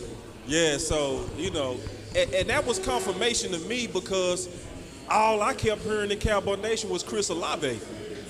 yeah. And, you know, I'm cool with Chris Olave, but he wasn't my top guy. Not my top route runner, you know. Jordan Davis, gone. Go ahead, Big. Eagles, Jordan Davis. Oh, they picked him? Yeah, well, the pick is in for the Eagles. God dog, boy. They got That Jordan makes Davis? me. I knew they was gonna do that. They just love doing it. Whoever the Cowboys start talking glowingly about, yeah. So They them gonna boys jump just up got in there. But Jordan it's funny Davis. because, like I said, I got my guy Joe Castro. Well, He's good. the That's just podcast. somebody He's else a we get to Philadelphia whoop. guy. Care about no And Jordan you know, Davis. we have already been talking about. Remember, they got Fletcher Cox, and they thought Fletcher Cox was going to be gone. Remember, they cut him and re-signed him, and he's almost done. So it makes sense for the Philadelphia Eagles if they go ahead and go after Jordan Davis. It Say makes it. sense because their middle That's is bad getting news. older, and they need a big guy in that middle to solidify. So if you got a Fletcher Cox that's going out and you have a Jordan Davis coming in, it makes sense. And, yes, that is the pick, Jordan Davis. That boy OC say that's some bad news. Talk That's big, bad OC. news, man. It's bad news just because if they pick There it Jordan is. Davis, and Jordan Davis is what I call an earth eater. All right, he's a road grader. He's a block eater. He's a space eater, right? So this guy's gonna take up so much space. But the problem is he's so raw. He hasn't even got and scratched the surface of what he could become in terms of a pass rusher, right? He ran a sub 4.740, well 4.7740 at 340 some odd pounds. All right, 4.78. Vertical 32 inches, a broad jump 10.5. He's a freak athlete, man. He's jumping like a wide receiver, man. That dude is 340 pounds. So he's the heir apparent now, right? He's the replacement for Fletcher Cox, all right? So Fletcher Cox is getting a little bit long in the tooth, and I think that he has the potential to be just as dominant or better than Fletcher Cox, which is going to be trouble for anybody in the NFC East and beyond. And that's what I think about it. Right. And just think about all of the moves that the Eagles did this offseason. They went and reassured their linebacker play with, I think it's Kyrie White. That's a pretty good pickup for them. And now they got this guy named Jordan Davis who can really sit back and learn from Fletcher Cox, and you really don't have to rush him out there. But news flash, man, when you're 6'6", 340 pounds, and you run a 4.78, that 40 time, low key, was faster than what Dak Prescott ran. So put that into your mental Rolodex, because this guy is hungry and he is ready to eat, and that big boy is going to move some stuff out the way. So the Cowboys, y'all, baby, we got to get ready for that. Hey, check this out. Listen, I got something to say. The South got something to say. It's one thing I want to say to give all the Cowboy fans some encouragement. Go back and look at his national championship game. That man was non-existent. He does occasionally have disappearing acts. Now, he is a freak. He does do some just crazy stuff when his motor is high. But there's occasional times to where he straight disappears. And I'm being all the way honest. But Boss Cowboy, I'm going to help you out. And this was what you mean you going to help me out? I'm going to help you with help something. I'm going to tell you what dog. makes this horrible. This is why I'm mad about this, okay, for the Cowboys. Okay, it's not just about Jordan Davis. Okay. It's about who else is on their roster right now. Like Williams.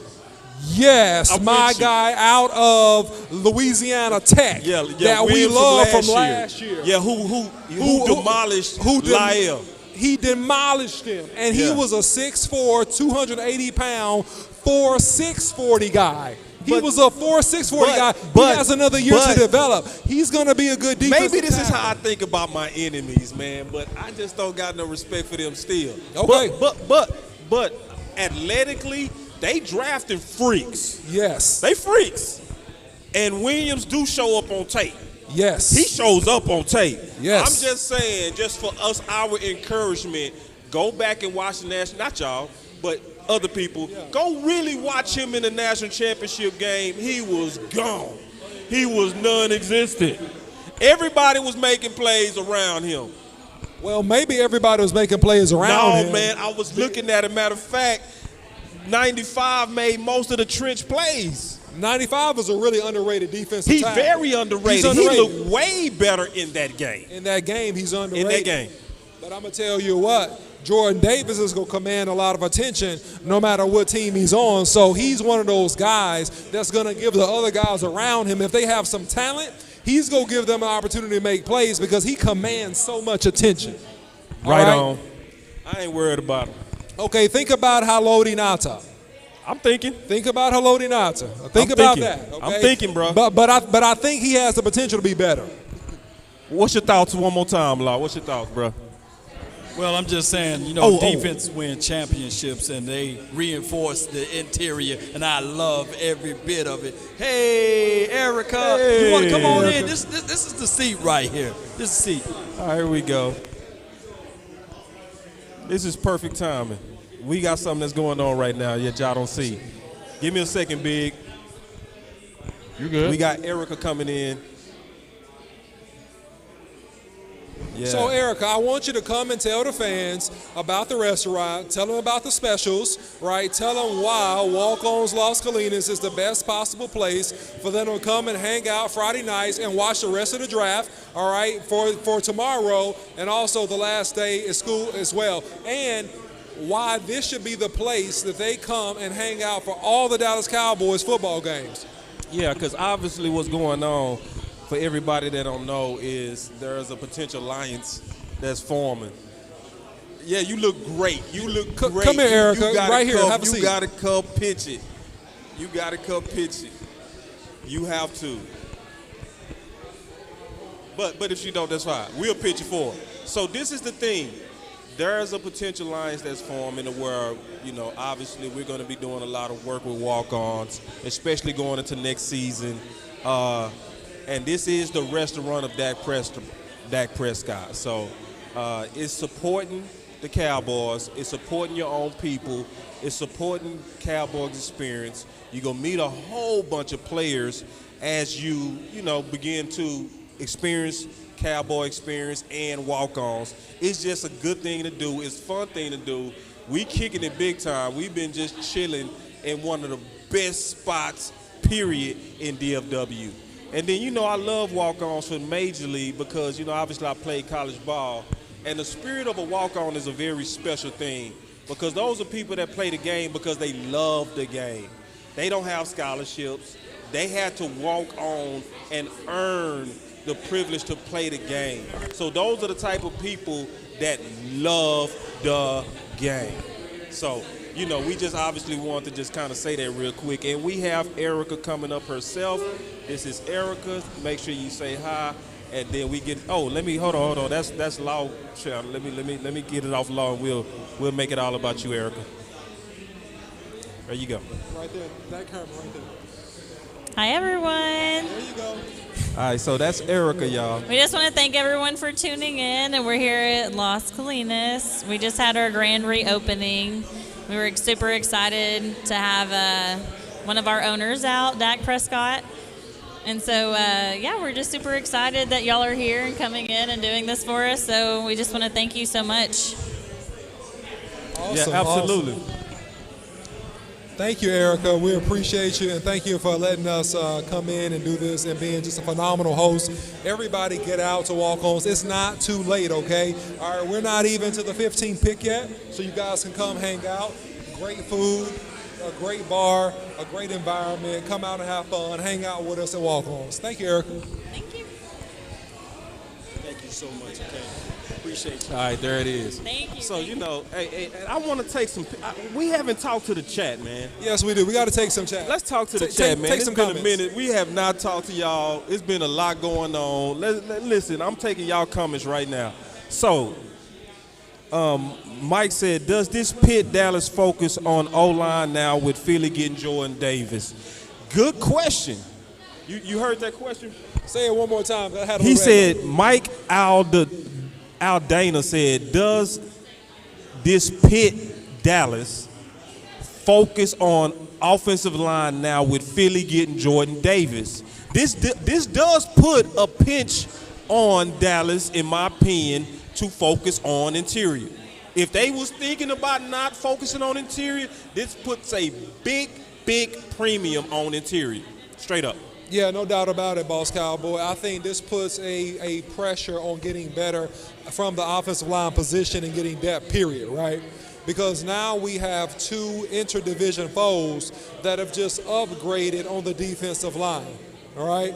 So we have the pick of the New York Giants, and then we have the pick now of the Philadelphia Eagles. So with all that said, yes, linemen win championships. And so the Dallas Cowboys understand that, and I believe they're going to be very aggressive at getting the best offensive lineman available when we get down to pick 24.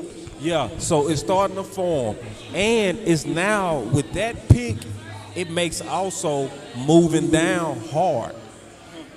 That pick makes moving hard. It puts Dallas, in my opinion, in a panic situation. Big game, James. I want to get your thoughts about this because you got some of the best insight in the game. How do these picks affect the Dallas Cowboys and who they're going to select? Right now, I like the way this board is falling. You know what I'm saying? I hated to see that Jordan Davis was took. I mean, like I said, me and Joe Castro were talking about that. That's really going to be tough. They just picked up Hassan Reddick in free agency as well. So that helped them on the book end. Brandon Graham is coming back. So the dynamic is going to be tough. But I do like the way the board is falling. I think Kyle Hamilton just got picked. So Dallas is going to have options, fellas. You talked about Zion Johnson. Kenyon Green may be there. Nakobe Dean may be there. Traylon Burks might be there. Folks, Dallas going to have some tough choices. Me and Boss were talking about this a little bit earlier. That Dallas was going to have some tough choices coming at 24 because they're probably going to have some guys that they didn't think were going to be there, So this is going to get real interesting when it gets a little bit closer, folks. Well, hey, the Baltimore Ravens at pick 14, their pick is in. So let's see who the Ravens select. Man, I don't have I need my board. I need to see who's available. Kyle Hamilton. Safety comes off the board. Notre Dame. 6'4", 220 pounds, runs about a 4.5, 4.4 40, rangy guy, strong tackler in the box, good underneath coverage, good over-the-top coverage, breaks on the ball well, does everything well. Boss Cowboy, he was my top safety, hands down, in this year's draft. Law Nation, what you got on Kyle Hamilton? Bro. Kyle Hamilton is a monster, man. I just like his skill set, and I love his range as well. Although he didn't exhibit the fast speed, foot speed, as it relates to running at 4.7, but outside of that, you turn on the tape, you see him making plays. I think that what team he just got drafted to, the Ravens? Yep. He's such a Ravens guy. I think that him and Humphreys would work out well. Yeah. I think you're right. That's definitely a Ravens guy. Definitely. Yeah, I see somebody say, I'm checking out the chat, y'all, so we gonna do a better job at getting the chat involved, y'all. So if y'all got something to talk about, man, I'm looking at it right now to make sure we involve everybody in the chat. So let me see. Oh, y'all fighting each other. I see somebody said, "Sup, boss? What's going on, man? Day one of the draft. You know, we just kicking it. We all put in all this work, man. Really excited, about getting closer and closer to Dallas. It's starting to form. Now, because of that Jordan Davis pick, it's now starting to not look like, in my opinion, that moving down is the smartest thing. It actually starting to look like we might be in a situation where instead of just having the courage to move down and face guys or pick guys that you think is going to be superior assets to counter Jordan, they going to likely want to stay put. And it's likely going to be, especially with that Jordan Davis, it really, really, really, really, really looks like to me that it strengthens the case for Zion. Yeah. Zion, to me, is the most elite and complete interior lineman that is in this draft right now. And so if you're going to go with the strong guy, and I like Zion for a variety of reasons, and I'll rehash a few of the reasons right now. Zion had, first of all, a fantastic Senior Bowl week. He had a great season. He shows power off the football. He shows strength, really, really good strength. He finishes. He can get up on the second level. And the thing that I like about him the most, no shade on anybody, but versus the issues we saw from our left guard position this past season in particular, is that he sits down on the bull rush, Boss Cowboy, is that he's a guy, when those guys went to power moves on him, and even you see it in games, that he was able to effectively sit down and absorb power rushers and deal with them very, very well because of his lower body strength. Yeah. Yeah, and then another reason why, and then I want to get your thoughts on this, Big. Another reason why I think this strengthens the case for Zion, because Zion is more of an interior hybrid player, right? So you just got a super superior defensive tackle. So instead of focusing on a guy that's a guard / tackle, I can see the Dallas Cowboys trying to counter this division move with a superior center / guard, right? So now it's just how the draft is shaping up. It's looking more and more that move down is starting to become a dream. Yeah, what you think about that, Big? I got a whole lot more, man. I want to let you get in here, man. What's your thoughts about that? Can you hear me? Yeah. Yes. Okay. Well, just bouncing off what Boss said about getting that in interior now, like I said, the board is falling the way the Cowboys like. My thing is, though, folks, and I'm going to just keep on screaming this, if it comes down to like a Zion Johnson is there or a Kenyon Green is there, and what if Nakobe? The Texans pick Kenyon Green. Kenyon Green is off the board. Guard for the Texas. I'm sorry. Hold on. He's off the board. Hold on. We cut off Big. Sorry, Big. For that position.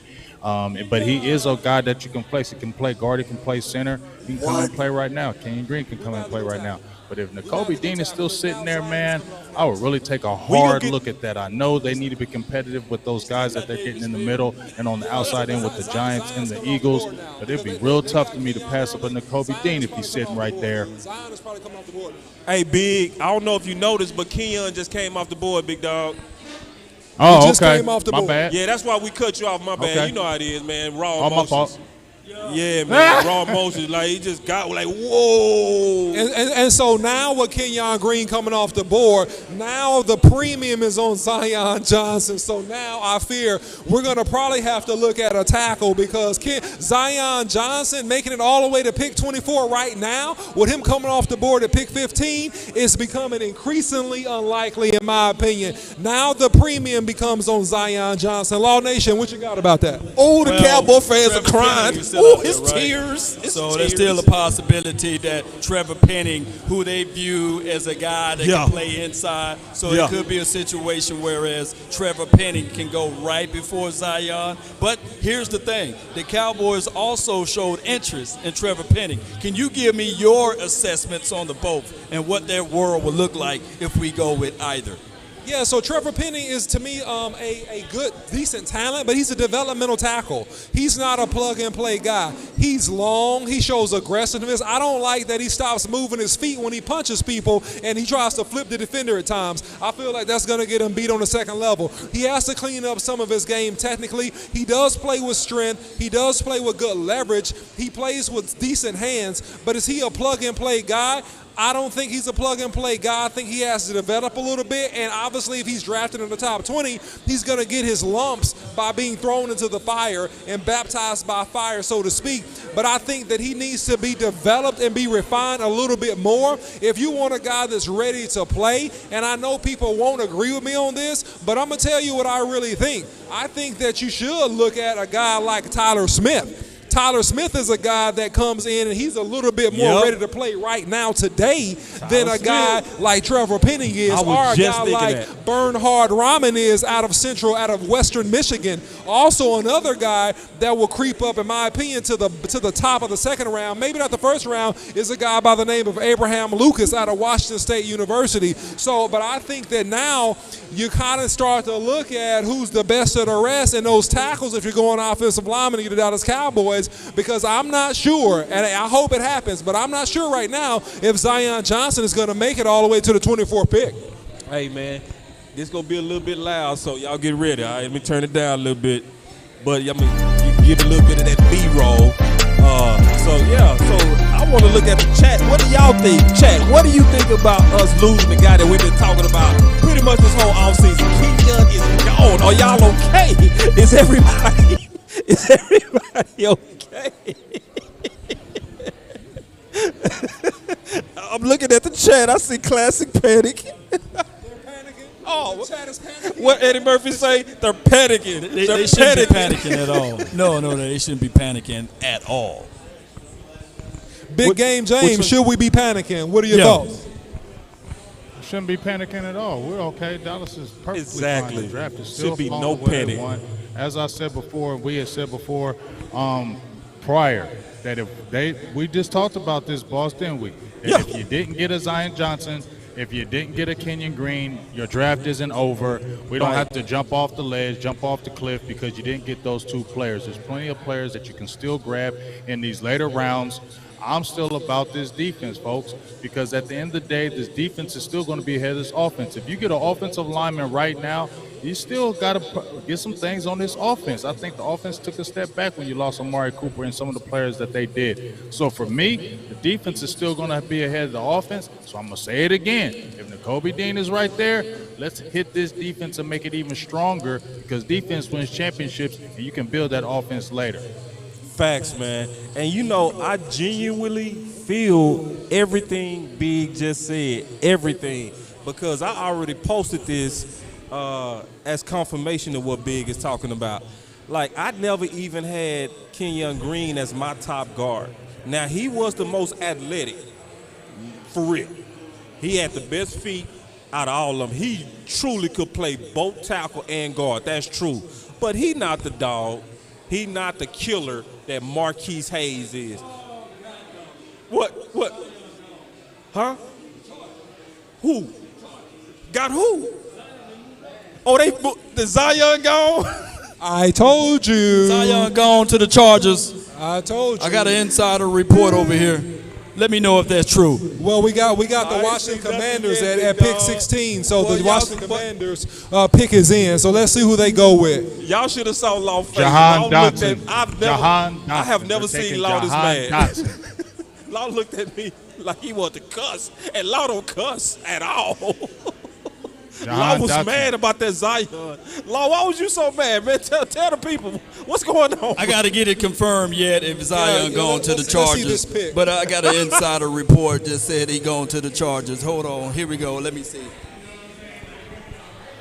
Yeah. Okay, Jahan Dotson actually just went off the board. Jahan Dotson goes to the Commanders. Wide receiver, Penn State. He's off the board. Somebody might have been talking too fast, Law. You know how they get us in our Can you emotions hear me, on boss? drafts, bro. They get us, bro. They got me last year, man. And this is good. Boss. So we got a clear run on wide receivers. So in the top 16 picks now, we've had, let's see, 1, 2, 3, 4, 5 receivers come off the board. Ooh, so receiver is running. Yeah, we have 5 receivers come off the board in the top 16. 5 receivers come off the board. So this is still good for the Dallas Cowboys as it relates to getting either a lineman, a linebacker, or an offensive lineman, right? If you look at offense or defensive lineman. So this bodes well for the Cowboys. This is all good news so far.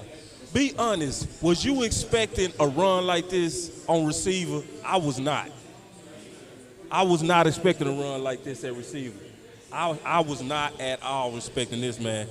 This is a shock because to me, receiver has been devalued low key.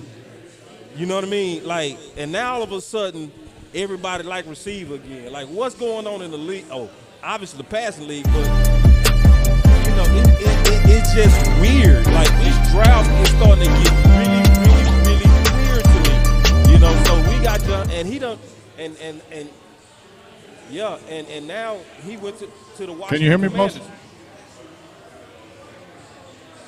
So we getting ready to see. Yeah, Boss. Yo, I can hear you. I can hear you, big. You got it. What's up? Okay. Oh, I just want to ask you a question. Yeah, go ahead. It's not even a question. Yeah, it is a question. What about George Karlaftis? What if he falls to you at 24? Do you look at him? I'm not high on George Karlaftis. But I know Why Law not? love him.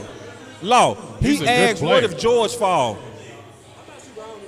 Zion Johnson. Zion Law was Johnson to the right. Chargers. Now, Law, you can talk about it, bro. You all right? Zion! Y'all All right, made so- Law put on the hoodie.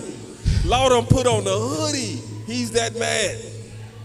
I think that the Chargers got them a beautiful weapon. You got Yeah. Slater from last year, and now Yeah. you got Zion. Hey, Yeah. man, this combination, you talking about one of the better quarterbacks Yeah. in that division, Yeah. Justin Herbert, who was drafted last year, right? I think it was the year before last, year before last. This team, the Chargers, unbelievable offseason. Unbelievable. Chargers looking pretty good. Yeah. Although their division looked really difficult to just really go around and man Yeah. up. But the Chargers got them a real good guy that can get to the second level, can do wonderful things for them. And on top of that, if you look at it, they building a team that can grow and develop with each other. That team is completely young on the offensive side and the defensive side of the coin. I'm glad we don't play the There's a Chargers big this trade. year. Maybe we'll see them in the Super Bowl. Big trying to jump in. What you got, Big? There's a big trade just happened. What happened? Philadelphia Eagles just got A.J. Brown. What? Philadelphia Eagles just traded for A.J. Brown.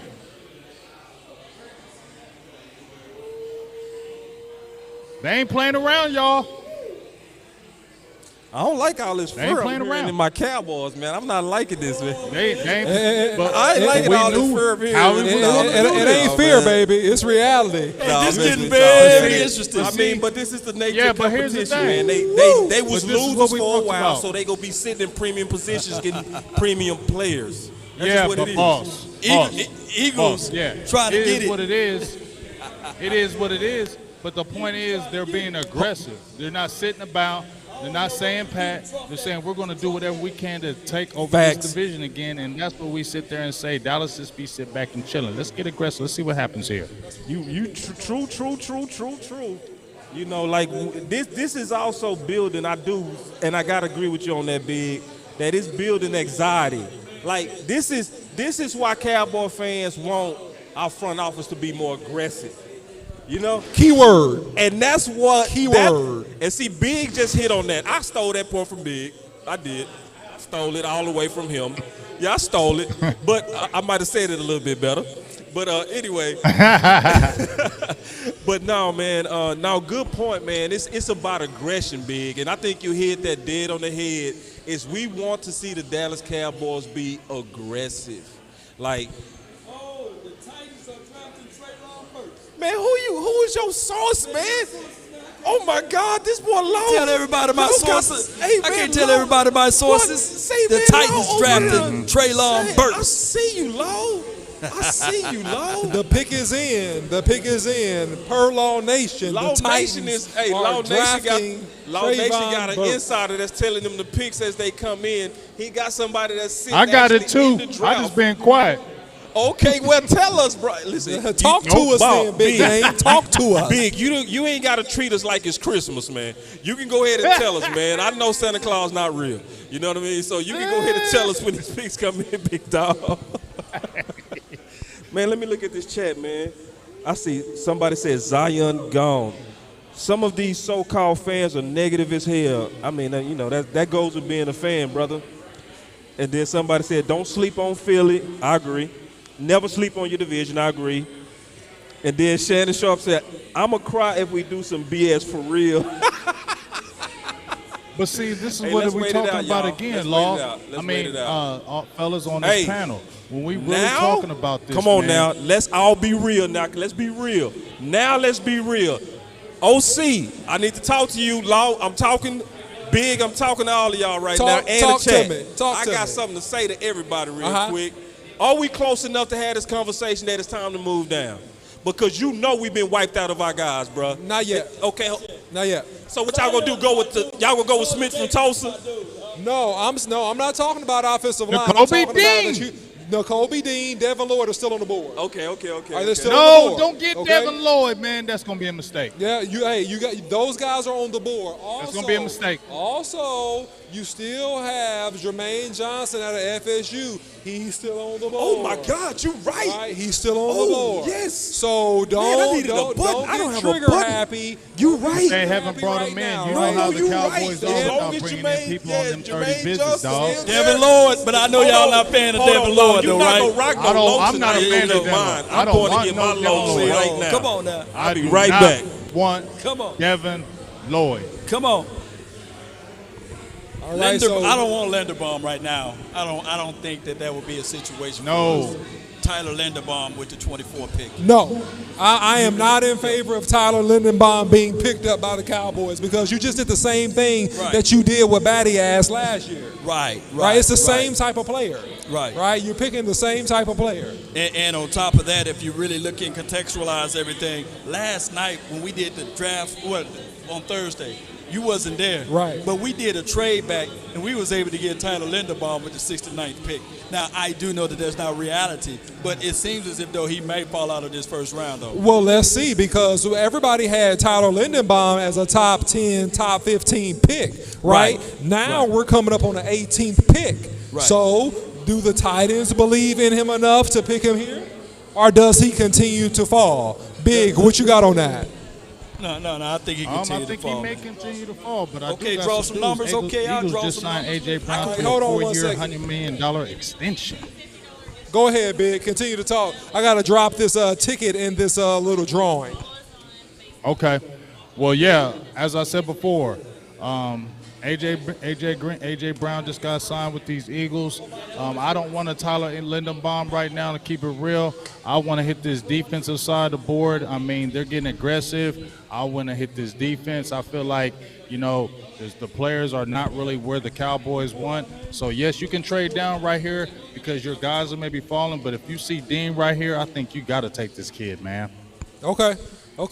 Great point, great feedback, man. So, hey, we got the Titans pick that is in. Let's see what the Titans do right here. The Titans have always been just fundamentally sound for the most part in terms of like how they went about their business. They're not flashy per se, but they tend to be fundamentally sound and just overall solid at going about their business. So let's see what we got here. The tight end selection is in, and they get Treylon Burks. There it is. Law Nation is on the money again. Yeah, all right, Arkansas wide receiver. Right, 6'2", 225 pounds, 4.55 40. I won? All right, so Hold on. good receiver out of Arkansas. I think I just won and, a raffle. you know, solid addition for Did I really win? the Titans.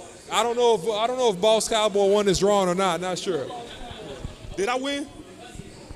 See, Law be playing too much.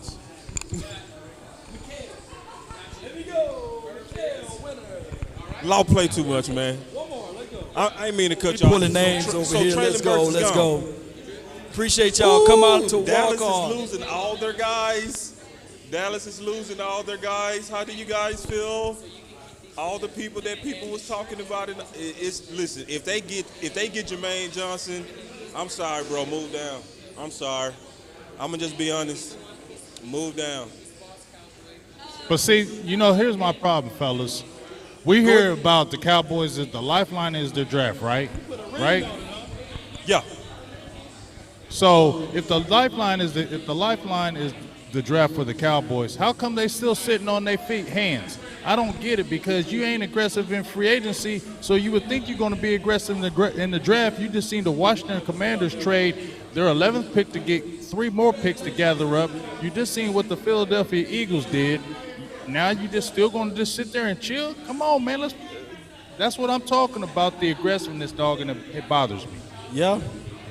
Yeah, and we know Steven is going to sit back, man. We know. Steven he loved the picks. And that's He's why scary.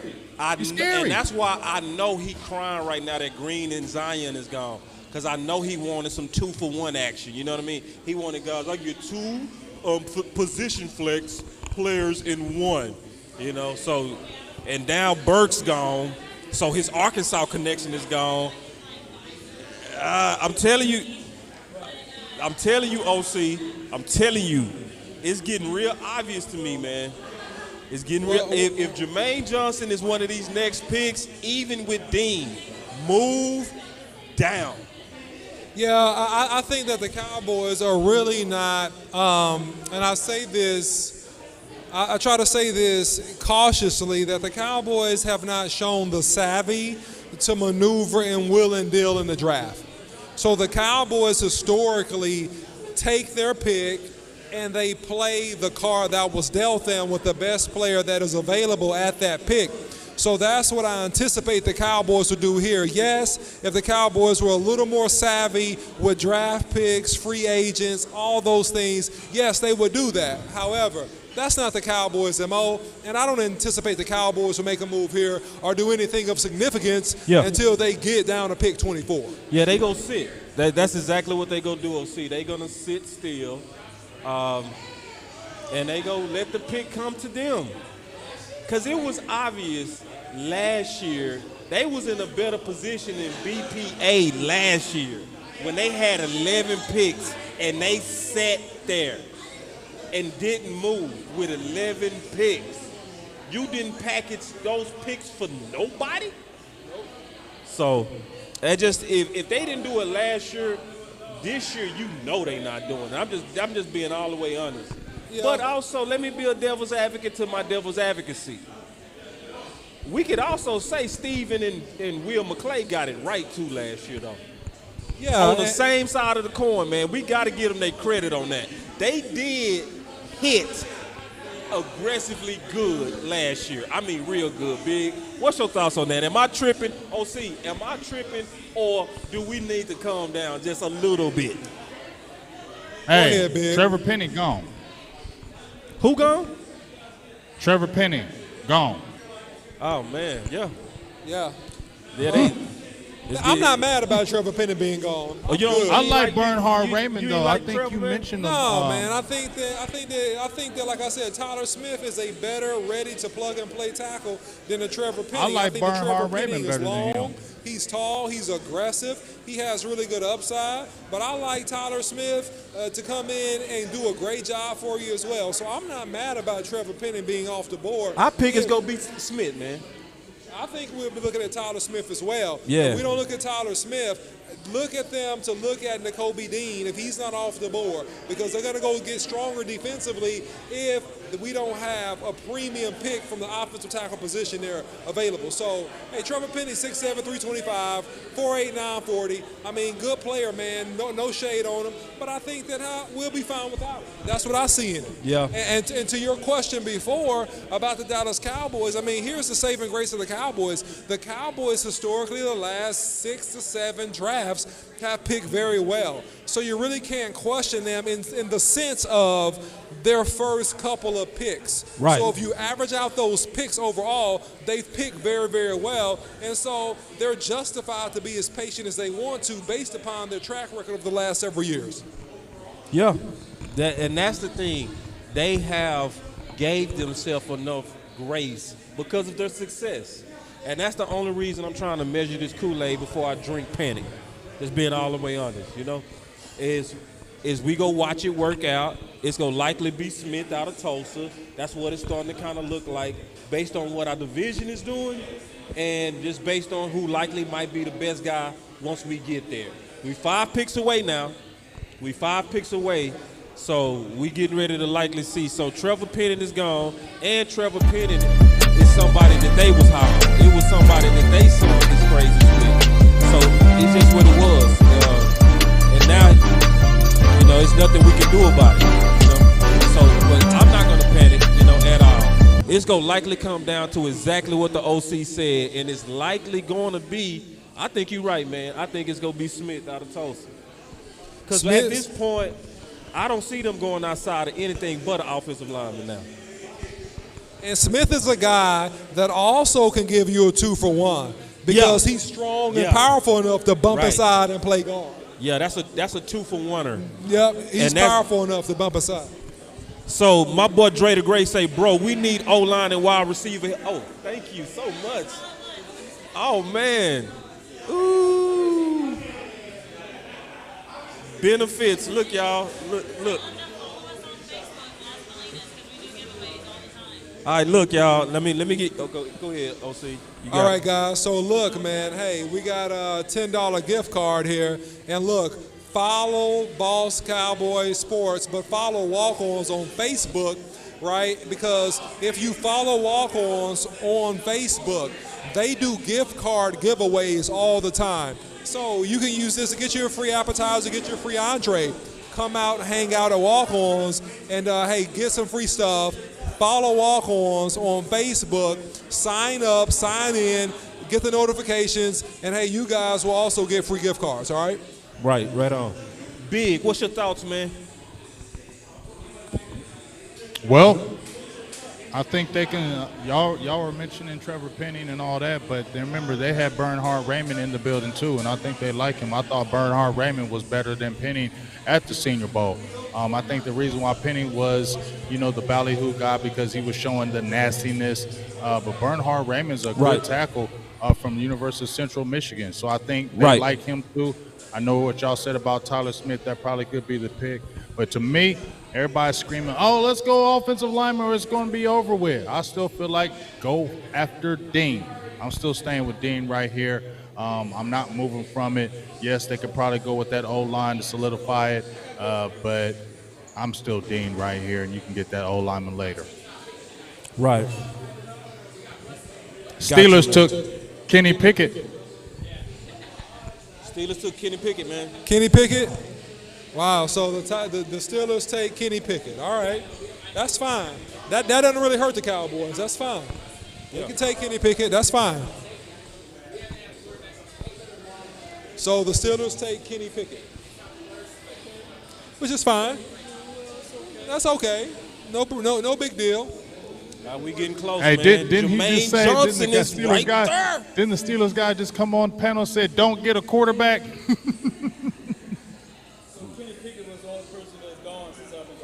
Yeah, so Kenny Pickett, quarterback from Pitt.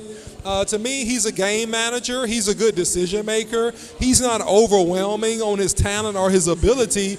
To me, I thought he would be just a great depth addition for a team that had a really, really good quarterback. But obviously, with them picking him in the first round, he's going to have an opportunity to play. And I think that he's a solid quarterback. He did play in a pro-style system for Pitt. So I get that he's made good reads. He made good decisions. He managed the game pretty well for Pitt when he played for them. And so, look, overall, man, he's one of those solid, almost like a Matt Jones type of player. And so that's what I see with him. He got tiny hands. Say that again. He got tiny hands. Well, that's why he wear the sticky gloves to grip the ball. You know what I mean? Also, he real wears quick, the I sticky want to say gloves. You got something to grip real quick. the ball. I want to say something a little bit off Come subject grab real my quick. strong hand. Real quick, I want to say something real quick. Hey, man, y'all have a lot of options on who y'all can follow in the draft.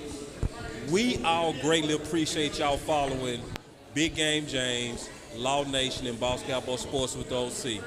I just want to say that real quick because y'all can be watching, y'all can have your TVs turned up and have us turned down. Y'all have us turned up and you have your TVs turned down. We just want to take the time and just say real quick, we appreciate that because I know y'all loving how we bring it, and then we love the fact that y'all, that y'all bring it too. So I want to kind of take some of their comments real quick. You seeing some comments over there, Law? Yeah. But before we do that, Boss Cowboy, let me say something that's really important. Okay, if bro. you like the content and you like what we're doing so far, man, put a fire in the chat, man. Give us a comment. Don't forget to give us a thumbs up, all right? And go ahead and give us a follow, you know what I mean? So that does a lot for us to grow the channel and to keep doing what we do. So give us a thumbs up, phone a like. Hey, man, give us a comment, give us a follow. So we appreciate it. And then also, one more thing too, we also are privileged to have Cowboy Experience also having this experience with us. Usually, we the ones that's having the experience. They came out today to support walk-ons and support this whole experience. So every time you see Law Nation, the OC, Barry Griffin, and all of us, we really love this. This is more than just entertainment to us. This is a lifestyle to us. This is something that really just get us going and get our juices going. 3 picks, baby. With 3 picks, right, Law? 3 picks, baby. 3 picks, baby. 3 picks away. 3 picks. Now, is Jermaine? So, hey, check your contact, Law. Is Jermaine Johnson still? Is he still available? Jermaine Johnson is still available. Oh my. Devin Lloyd is available. Oh, Jermaine Johnson is Lord, available. I'm cool. Kobe Dean is available. I'm cool. So there will be some good picks available, it appears. But I presume, Law Nation and Boss Cowboy and Big Game James, that 1, if not 2 of the picks that we just mentioned will come off the board with the next couple picks. So we might get down to 1 by the time we get to pick 24. Let's get down. I think Let's the get Patriots- down to business. Let's go. I Go think ahead, the go ahead, Patriots Big. will take one. I think the Patriots will take one of those linebackers in Lloyd or Dean. They're next. I think they might take one of those linebackers.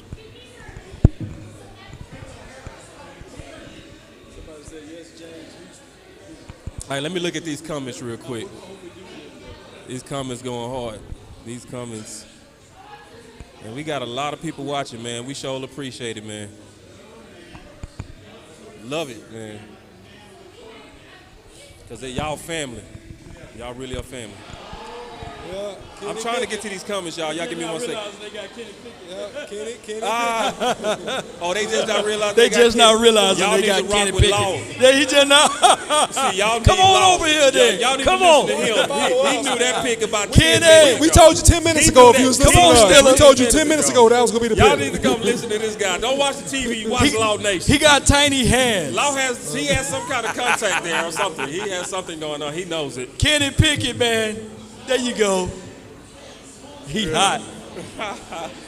He All right, hot. man. He I'm hot. looking at these. We got Steelers fans in the house. Shannon Sharp said New England is going to likely take Kalafis. Yeah, that's a New England type of pick. He's a Yeah. New England type of guy. He's a New England type of guy. Dre the Great say Law spoiling the picks. I'm so happy. I'm so happy he's spoiling the picks. Don't you want Christmas early? I like my Christmas early. I do too. Give me my gifts on Christmas Tell me Eve. now. I don't want to wait. They say the Patriots are trading back. Patriots are trading back. I said that just the other day. The Patriots try their best to get out of the first round. And if you think about this, Boss Cowboy and the I'm OC, listening. like you said, this draft is thick in the second and the third. So look, we can't fall in love with this right here. Facts. More Hall of Famers are drafted in the second, third, and fourth round than any other round. So that's where you get your Hall of Fame sweet stuff from, in the second and third part. Yeah. Let's go, Hey, man, Cowboy I understand, Nation. man. I understand. But listen, it will be a lot of value in the second and third round. So, hey, listen, you got hope. You got hope. You know. Lord will make my day. Yeah, man. So, no. Did y'all hear what Law Nation said? I heard it. I heard it. And so that's why it's only one player so far, to me, is worthy of staying put. Jermaine Johnson. That's it. Everybody else, I think you can find somebody that's comparable. I really do. And I'm not saying that out of, trying to be right or anything like that.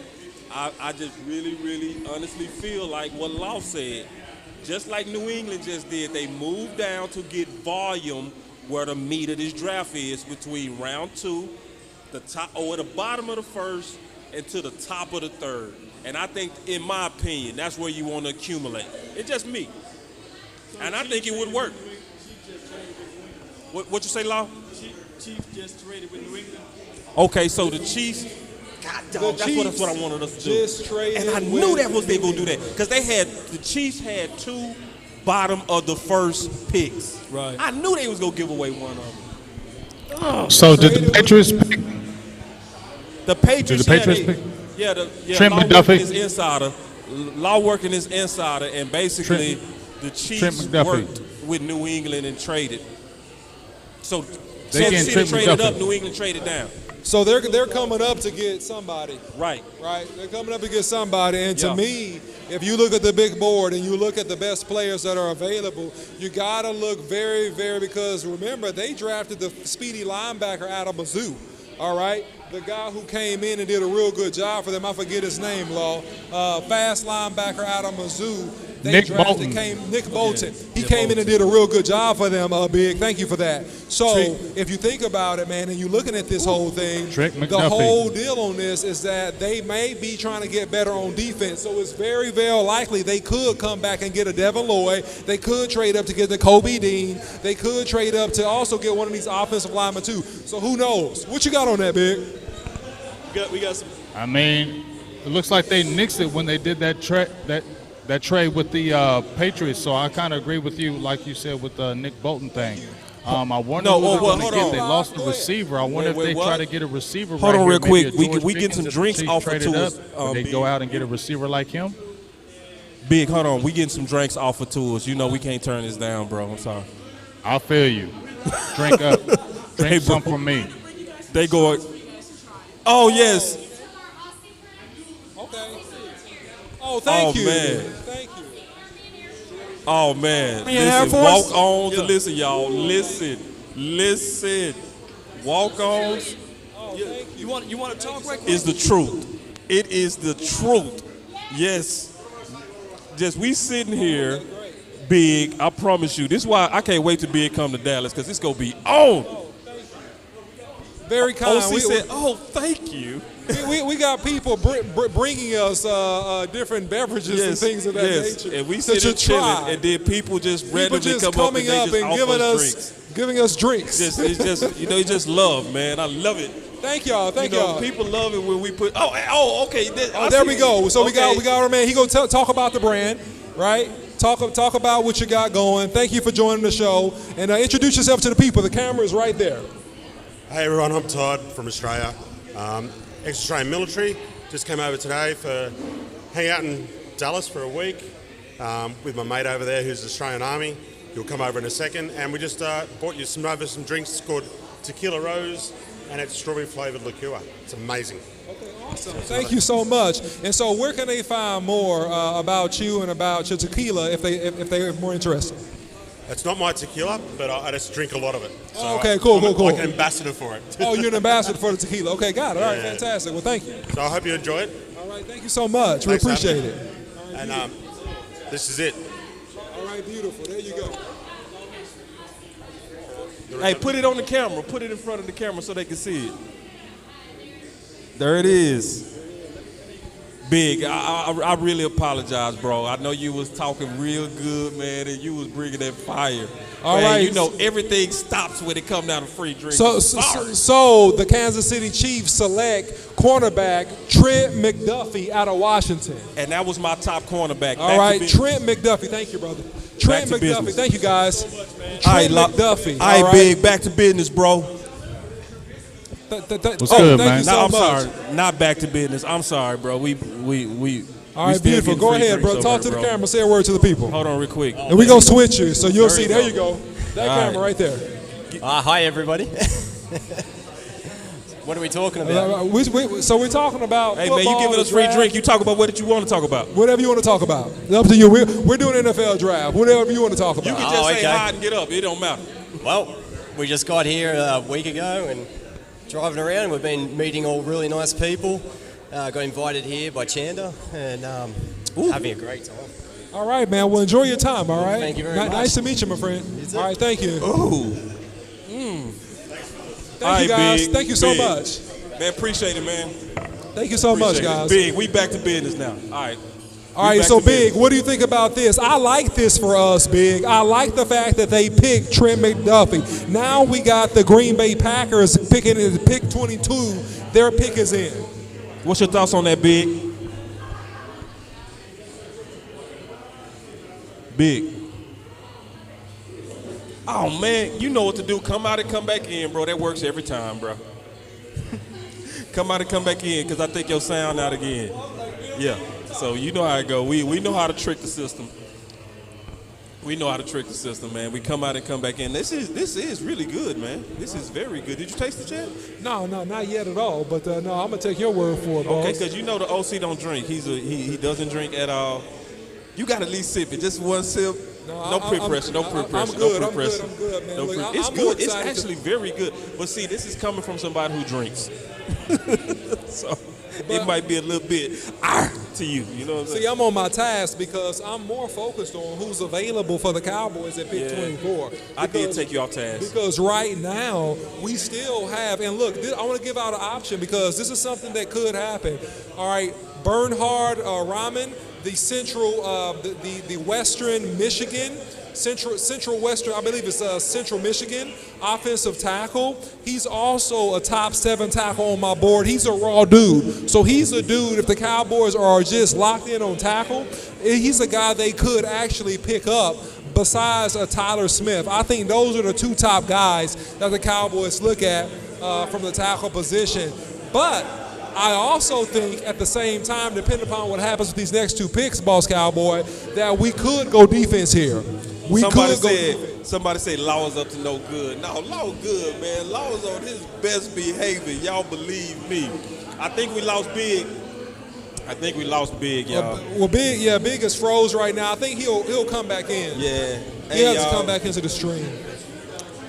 Yeah, you know, it's technical out here. It's kind of hard to hear a little bit too. So. Yeah, it definitely is. It's not. He back. There we go. I think he back. Where we at now? All right, so we got the Green Bay Packers pick 22. Their pick is in. We have the selection is in. We have.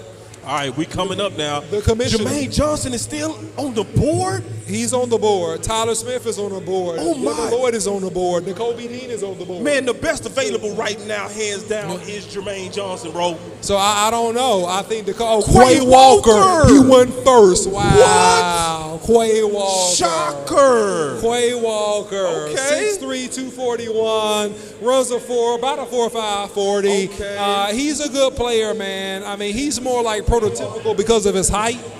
He's a really good football player. He has lateral quickness. To me, Nakobe Dean has the better upside. But, hey, he does what he got to do, and people pick players based on their scheme and their defense. And that's what I think that the Green Bay Packers just did right here. They picked a player that's based on their scheme, their defense, and what they're trying to accomplish. So, again, this bodes very well for the Cowboys. They pick Quay Walker.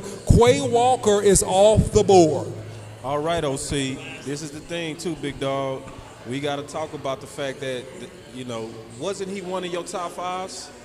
I'm going to tell you, to be honest, man, Quay Walker was my 4, right? He was my 4th linebacker. He wasn't in my top 3 because I think that he ran faster than he plays. Yeah. I think he ran faster than he actually plays. Because I got your linebackers right here. Let's take a look at it real quick because we coming up.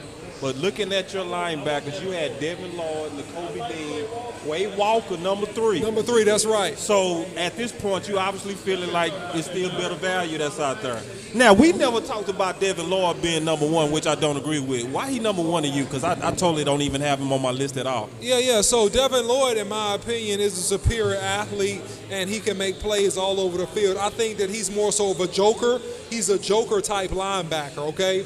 He's a guy that has the size, the speed, the athleticism where you can line him up even in coverage some underneath. And I think that he's a guy that you can play on the ball or off the ball. You can actually rush him. So I think that he's versatile, and he's just a great athlete. I think that he's overall probably the best athlete at the linebacker position. And so when you transliterate that from college to the pros, that's why I put him in my number 1. That's just my opinion.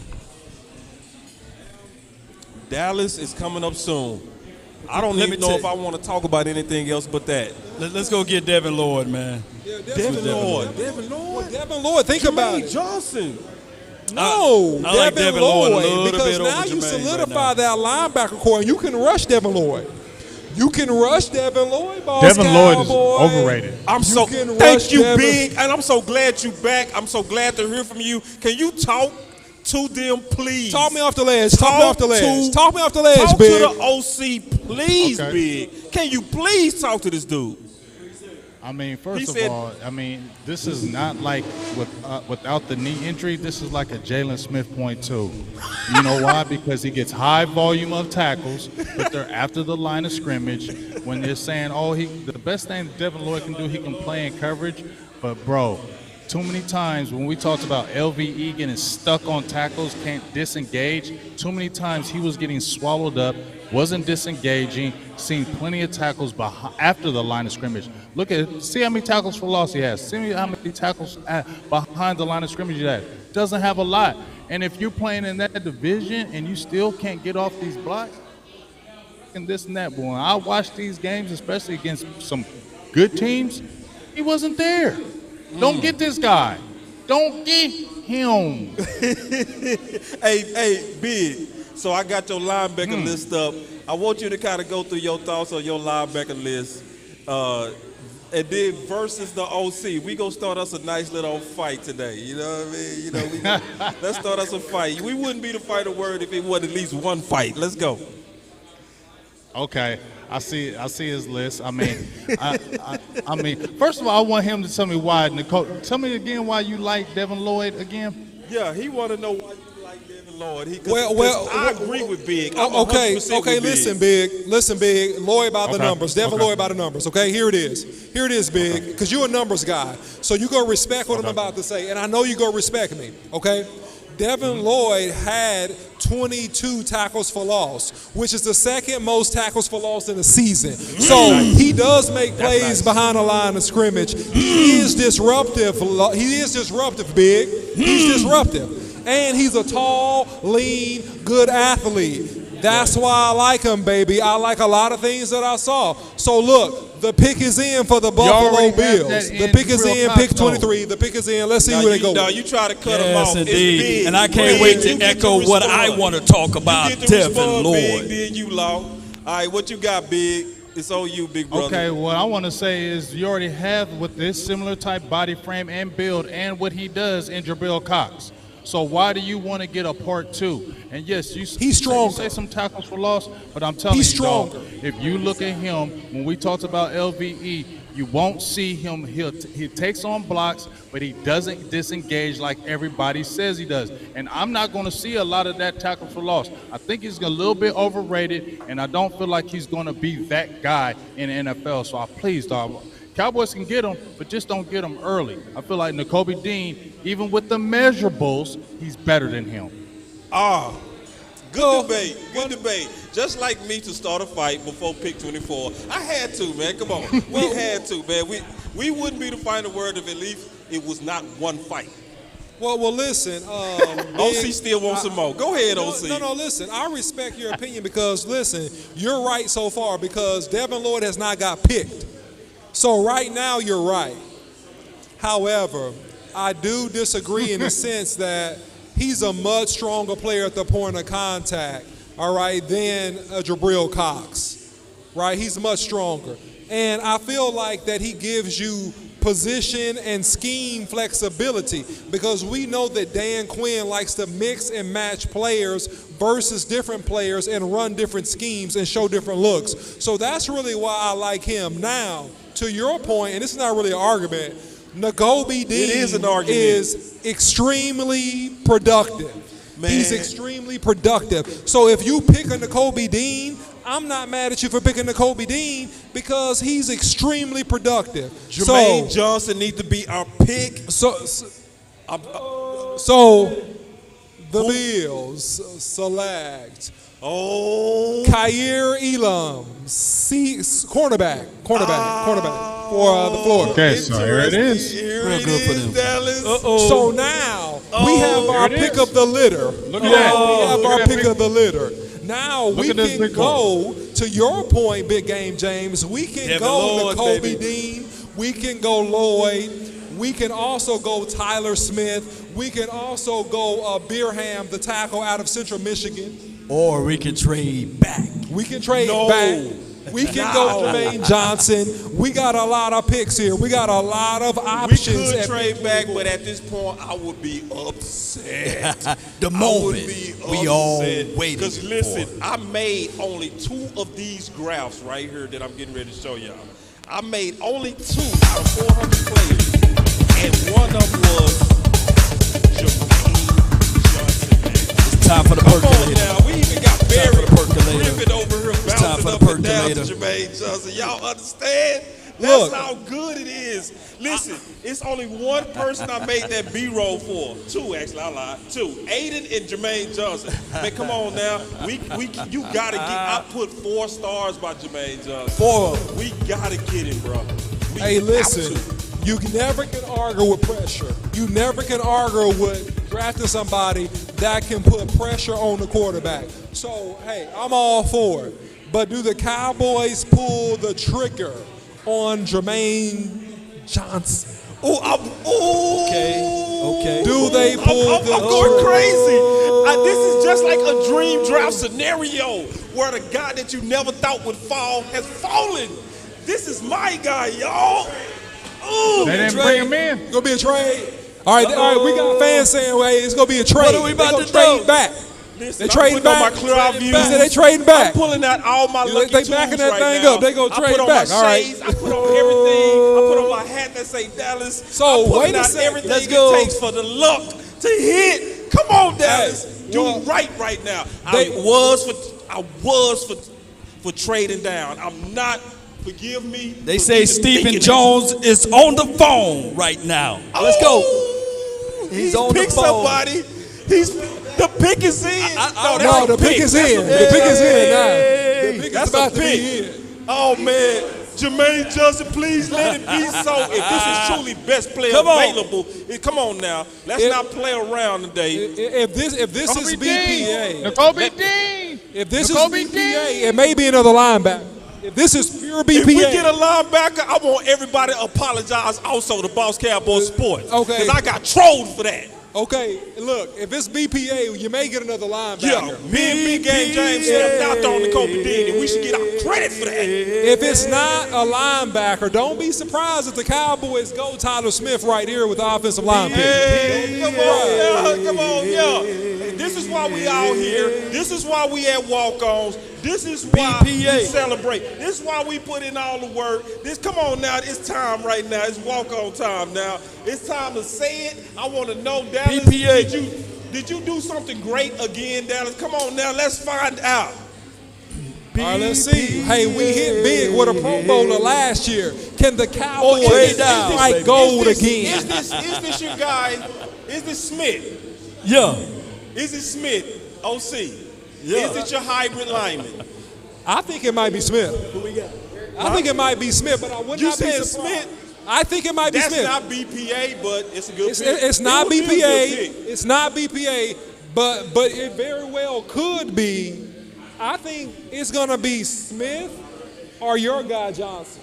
Man, it better be Johnson because that's clearly best player not gonna available be now. Johnson. Come on now. I think you have to If do this something. is about best player available, you get the best guy and stop playing. I'm not listening to nobody say anything different. I think it has to be a guy that can impact the line some type of way because you got to get a guy that can impact the rush because you lost Randy Gregory. And then we had Jerry Jones come out and he addressed what? Randy Gregory. George the past couple of days. Hold on, Big got something to say. What you say, Big? I'm just saying, George Kaloftis still out there. I know y'all don't like. I know you don't He like said him. George Kaloftis, which I got under Jermaine Johnson. So you already know. I don't like George because I think George plays with inconsistency, and I don't think that he has the athleticism to impact the pass rush on a consistent basis. The pick is in. The pick is in. Oh, they got your guy Tyler Smith. There it is. There it is. Tyler Smith. The OC. The OC strikes again. Tyler Smith. They went Tulsa. deep. They did The not OC go best strikes player. again. Holler at your boy, man. And that's a Stephen Jones pick. And Let's talk about it. that's a good pick. Let's talk about it. Let's talk That's about a good it right pick. now. It's a good pick, and it's so Stephen. And it's solid. It's a 2-for-1. Yeah, it's a 2-for-1. And what it is, it's a sound pick. Oh, my God. Okay, I don't want to hog. I know we've been talking a lot. I want to hear from Long and Big. I'm sorry. We've Go been ahead. going Go out. ahead. Sorry. Go ahead, Long. You do it because No. You go first. You can go first. We'll go with team. Big. I'm team defense, Go with and Big. I didn't think that he would get drafted in the first like that. So I'm kind of perplexed. Yeah, that's real. There I go. I'm That's real. perplexed. Safe pick. Big, what's your thoughts, brother? Just what Law said. Safe. Typical. Safe. Say it, Big Game. Say it. I don't like it. I don't care. I don't like it.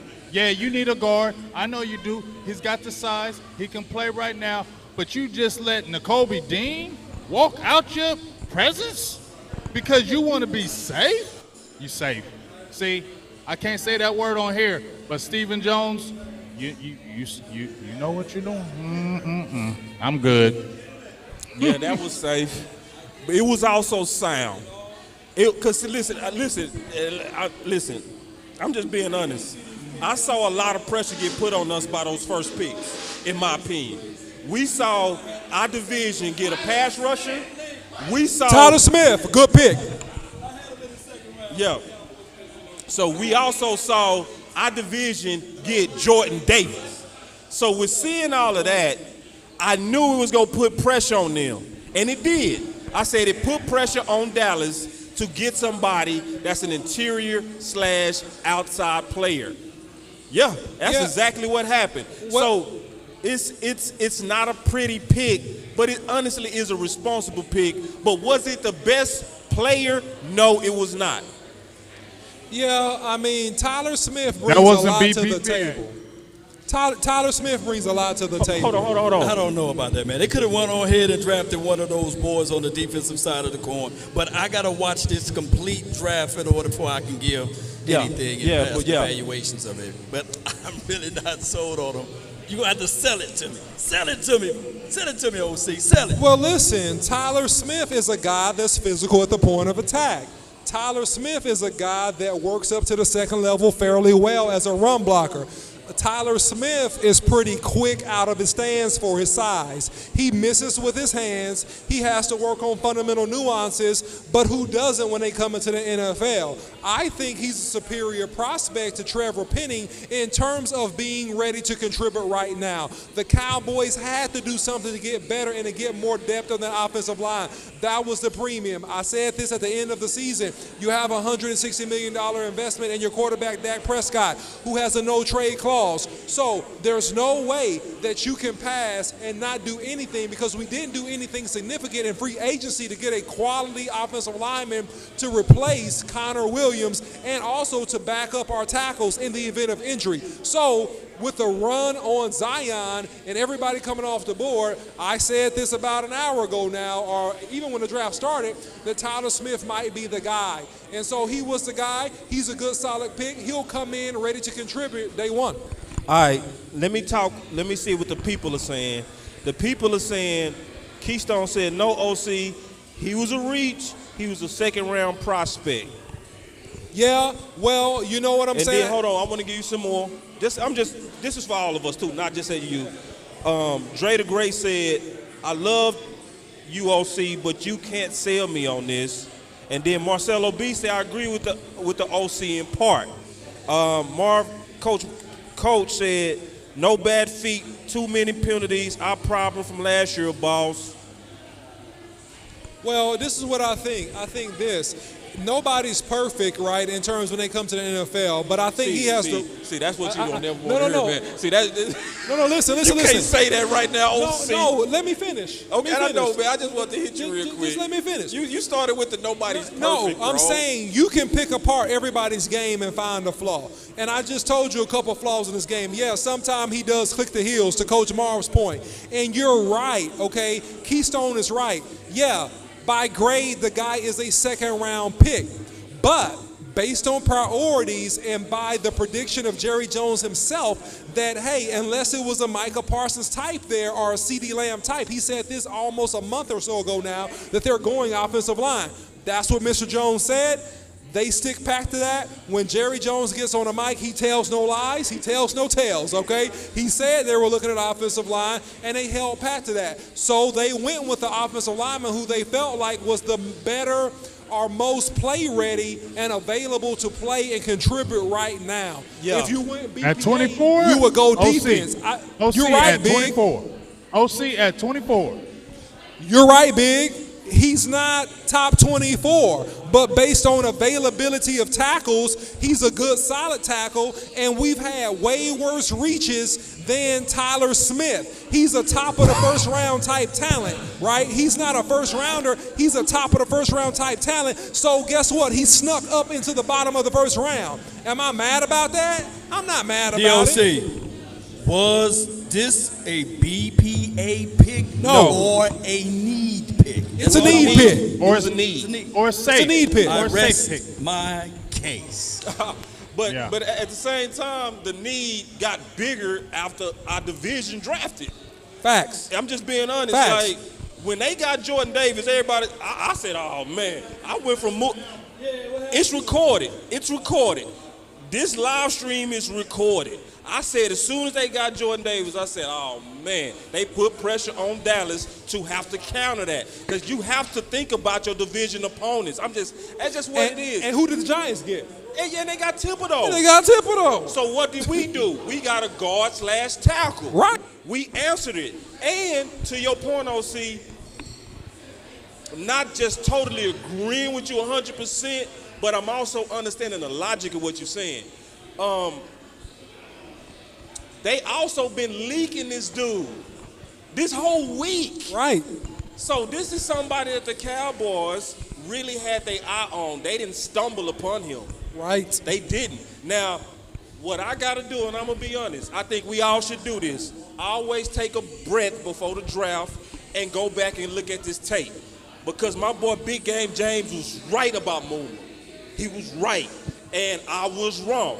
And what happened was I looked at Mooma, I guess, with sleepy eyes, so I was not excited. But then my boy Big said, boss, go look at him, XYZ. I went and looked at him again with fresh eyes, and I was like, how in the world did I not see this dude? Now, and if I go look at my draft grade of what I put on Tyler, I did talk about him being a good finisher. Correct. That's Physical. He's physical, so that's something we've been saying we needed at left guard. Right. Now, so I'm going to chill. I'm going to relax. I'm going to sleep. And then I'm going to wake up in the morning, I'm going to watch a lot of film on this guy to know exactly what, because right now I know everybody's full of emotion. We got let down with San Fran. We all mad, and we wanted the best pick. That was not the best pick, but it also was responsible, just keeping it real. And let me piggyback because I'm a guy that has watched tape on Tyler Smith. There are raw elements to Tyler Smith's game. There are raw elements to sometimes his feet do get crossed up. At times he misses with his hands. At times because he's over-aggressive trying to finish that he can get off balance. But the point that I like about him, he's trying to finish. Yeah. He's trying to finish. Yeah. Every play, this kid is trying to finish. Yeah. And so I think they can work on his base and his balance. I feel like that he's a guy that has the framework of a potential dog.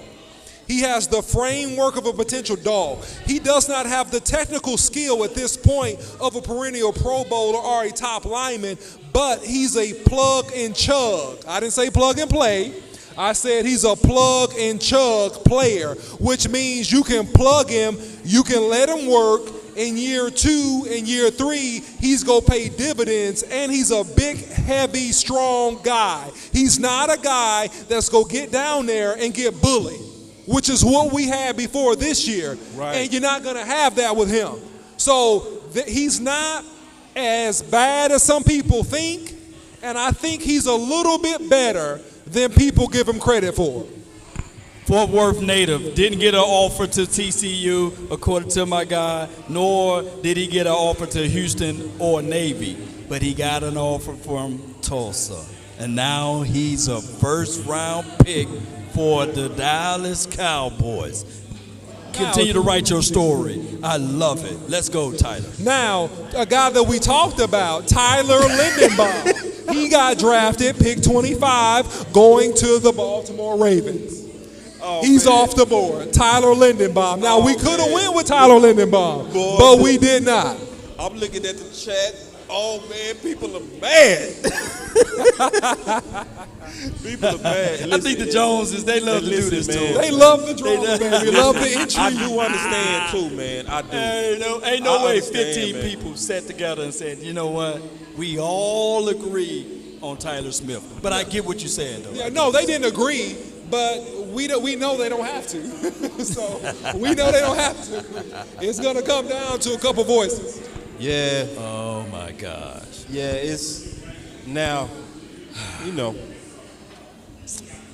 Now, I want to talk about something else real quick with this pick. I don't care what else happened today. We got to cover the rest of the picks, boss. We almost at the end. I'm not going to commentate those picks. They not about Dallas.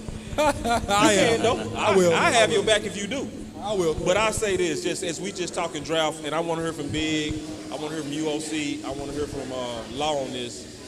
It was a major run on receiver. And we just took our guard. What do we do tomorrow? Do we move up? Do we get aggressive? Because the receivers took a big hit today, big dog. The best receivers are off the board. Right. The top 6 receivers are already off the board. So Sky Moore still available. You're getting at depth at tight end, and you go on defense. Hold on real quick. What'd you say, Big? I was saying George Pickens still there, Sky Moore there, Christian Watson is still there. They still got some receivers that you can get. That's but true. Like you said, but we picking at the bottom of the defense, second. That's what I'm saying. Do we move up, Big? Yeah, I think we get aggressive. I think we need to get aggressive here, and we got four picks in the 5th round, right? So I think this is where you try to dangle one of those picks, move up, and try to get a guy, whether it's a defensive end, whether it's a linebacker. We got the guard right now. So to me, since you got your guard, to me, like OC said, I'm bouncing off him. I will go with the defense right now. I will try to target somebody on the defense. If my linebacker Dean is still maybe around, Lloyd will be better in the 2nd round for me. You feel me? I would say look at something like that. Maybe the edgy guy, looking that round. But I think you can get your receiver later. But I think this where you need to attack defense or maybe get a Trey McBride at tight end in the second round. Yeah, and something to your point, Big, about receivers that I didn't mention, because I almost forgot this guy, and he's one of my favorite guys. And I would love to see the Cowboys get him, right? Alec Pierce, Cincinnati receiver, Yeah, 6'2", from about Cincinnati. 223. Man, he has great ball skills, good speed, a little bit underrated in my opinion. I think he's a really good player. So if you're trying to go receiver, you can go with him. Also, you got Calvin Austin available as well as a speed demon that can really, get loose in the secondary and also be a punt returner for you as well. All right, so now I'm gonna pull up all our receivers. All right, so here's your list of the receiver, OC. All right, so I'm looking at your list. I'm sorry. That's your linebackers. I'm sorry. Who are your receivers, OC? Who, my receivers? Yeah. So my receivers were Drake London, Garrett Wilson, Chris Olave, Jamison Williams, Traylon Burks, and then my number 6 is Alec Pierce. All right, and so then if I go look at Laws was, oh man, why I keep pulling up the wrong stuff? No, these receivers.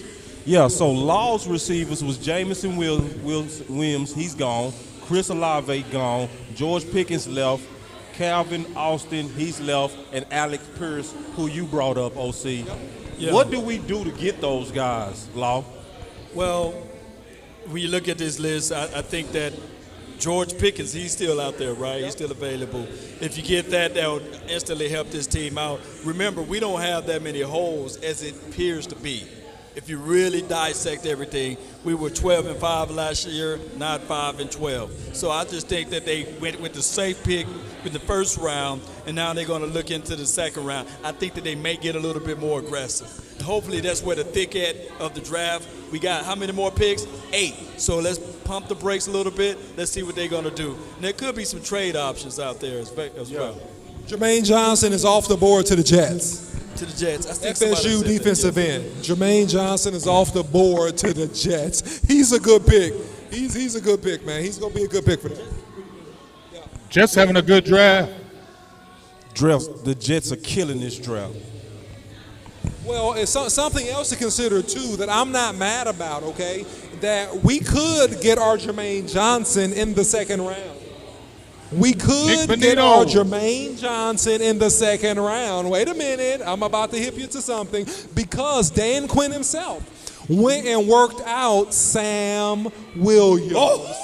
Mississippi defensive end linebacker who runs a 4.4, 4.3 40, right? And so I think that he's an athletic freak. He can give you some athleticism. I'm not saying he's as good as Jermaine Johnson. I'm saying that he could be a value pick based on his athleticism, his speed, and his ability. I think that, hey, he's also will be available in the second round. I think that you get with him on the third. I think he'll drop to the third. Yeah. If you're going in the second, you got to go with Boye Mafe if he's still available. I think that Boye Mafe is a whole lot more aggressive of what we're looking for in this style of defense. Okay, fair enough. And I do feel Sam Williams at the right location. You know what I'm saying? I do. Now, some people don't. And Big Game James made an excellent case against him. Because he does real good jobs of doing major background research on guys. Big Game James will go to your middle school and figure you out, man. That's just what he does. Am I lying, though, Big? So Big, why don't you like Sam Williams? What don't you like about him? No, I do like him. I was pumping him up since January. I really was feeling him. Nobody was really talking about him at that time. But I did notice a little bit of stiffness, and one of the things that was alarming to me was when he played against competition, sometimes he wasn't playing the greatest offensive tackles. He wasn't dominating them. He wasn't strong in the run game with that 6'3", 260 pounds, almost 265. You should be better in the run game. Sometimes I didn't see that. And then I seen him getting dominated by tackles that weren't to his level. I seen those 12.5 sacks, but also seen him getting sacks where there wasn't anybody there. There was bad play by the offensive lineman, and it wasn't really more so his moves getting the sack, more so it was just bad play by the offensive line. And I'm going to just keep it real. He didn't play football until his senior season. He was a basketball guy. His first love was basketball. His mom suggested he play football. And then when I listened to him, he said, hey, I'm doing this because, hey, I got to eat. I got to provide for my family. I got to do those type of things. I didn't hear passion and love for the game. I heard I got to do this for a job. That keeps me alarmed because you know what? Those type of players tend to quit a lot quicker than other people. Hey, I love being a Cowboy. Big game James. Game changer. Let's have some fun. Let's have a good time, man. Let's kick it. Yeah, that's why I got a lot of respect for Big Game James because we fight sometimes. We agree a lot, but I do know my boy put in his work, you know? My thoughts on Williams, too, I think he's a tremendous athlete to your point. Tremendous athlete. You know, it is, yeah. And sometimes some people, they don't love football, but they still great at it. But at the same time, my thing is this, I'm just kind of digesting this pick, looking at it from all angles, trying to measure all the Kool-Aid before I sip it. If you go pass up on Jermaine Johnson and get Smith, why didn't you move down? Because they felt like, obviously, that some other team would have picked Tyler Smith. Oh, my. Right? Obviously, they felt like that. No. And if they didn't feel like that big, if they didn't feel like that, you know how the Cowboys are. If they just think that's their guy, then that's their guy. You know what I mean? That's what it is. They're thinking, hey, this is our guy. They was like, that's our guy. That's our guy. That's it. You right. That's what it was, bro. You right. That's what it was. Once they see it, they were like, it didn't matter. Yup. And they, listen. I tell you what. I've done this before, and we've all done this before. Be very careful of how we be super Debbie Downers right now. Because guess what? A lot of people was Debbie Downer on Osa last year. A lot of people was even Debbie Downer on Parsons last year, bro. And a lot of people was Debbie Downer on Deshaun Wright. And guess what? By training camp, we was all eating crow. A lot of people was Debbie Downer on Curse. A lot of people was Debbie Downer on Malik Hooker. Like, we should be pessimistic about front office. But this is still where they're good. And they've been right a lot. That's why this time I'm not going to go slit my wrist and go to sleep and drink myself to sleep. I'm not going to do that this time. I'm going to just marinate on this and be mature about this because they got a good track record, and they've been telling us early about Smith. That's what makes me feel a little bit better. This is not somebody that they stumbled onto. They got lucky with Travis Fredericks, and they actually admitted it. It was a panic, and they didn't know what to do. Let's get Travis. And then even when they picked Travis said himself, I didn't think they was going to pick me. But this is a different front office, so I just suggest everybody chill for a minute. I do know OC personally. He will stand against the crowd if he believes he telling you is right. I know that about him. I know that about Law. I know that about Big. He not a front office kiss butt. Never will he be. And I'm hearing all sides of this case, and I'm going to really sleep on this. And I'm going to wake up with some good answers. I promise you that. Just think about it and, do some tape and think about. Speaking your mic. Look at tape and think about the weaknesses and the needs of the team. Yeah. Think about the weaknesses and the needs of the team. Right. So if you look at tape and you think about the weaknesses and the needs of the team, it's going to make more sense because the Cowboys, I don't think, are interested in a developmental pick, right? Yeah. Because by a lot of indications, you could have easily said, right, that, hey, the Cowboys, should have picked Bernhardt, right, that he was rated higher, right? You also had the big old huge tackle out of Minnesota who's also available. You also had Kennard, the big old tackle out of Kentucky, right, that some people like. But they looked through all those tackles, and they decided to pick Tyler Smith. So just look at it And hey, Devin Lloyd is off the board. All right, Devin Lloyd is off the board, going to the Jaguars at pick 27. It appears. Yeah. So, and that's where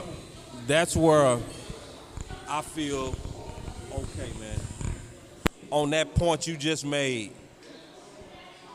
And see, I would be super fake, bro, to just attack you and fight you when I was saying the same thing earlier. I said the same thing. I said, when I watched what our division did, the first thing I said is that puts pressure on Dallas to have to get a lineman now. Because you have to build for your division. That's just what it is, y'all. Now, it is no doubt that they should have got Jermaine Johnson. I'm going to stand on that forever. But I hope I'm wrong. I hope Jermaine Johnson is bad at the Jets. And I hope Tyler kills it with us. I want to be so wrong on that. But at the same time, you're right. When you look at what our division just did, and when you look at what our needs already was, and the fact that so I done said the same thing 8 times. Well, think about this. Go ahead, Big. I was just going to say, I'm not going to be pessimistic about this. What I'm going to say is this. I was looking at a few pictures of Tyler Smith. That's a big dude, man. Break it. The Packers selected Devontae White. I'm going to look at some positives because when I looked at Kenyon Green, he didn't have that body type that I like. This kid does. This kid looks strong. When I look at it, I've seen a few of his games. I didn't see a lot, so I can't say that. But all the things I keep on hearing about this kid is that he has rare ability to move people against their will. He likes to mash people. He likes to be physical. So I'll live off of that. And plus, him coming from Tulsa, maybe comes in with his chip on his shoulder, y'all. Maybe comes in with that chip on the shoulder and says, hey, everybody's hating the pick. Hey, everybody's saying I'm going to be weak. So I'm going to put a chip on my shoulder. I'm going to go out there and show you I'll deserve to be this pick and play out of his mind. You feel me? Right. It can happen that way, too. So I'm going to look at that positive. Well, let me say one thing, too, that I think that we should really consider, okay? And this is going to make, I believe this is going to resonate with all you guys. Okay, look at the job that our offensive line coach did in the development of Terrence Steele. Oh, good point. Look at the job. Look at the job. All right, and so we see, what is this about law? Michael Gilkin says that he was shocked to be drafted by the Dallas Cowboys. There wasn't much dialogue between the sides pre-draft. He had a private workout. It was indescribable.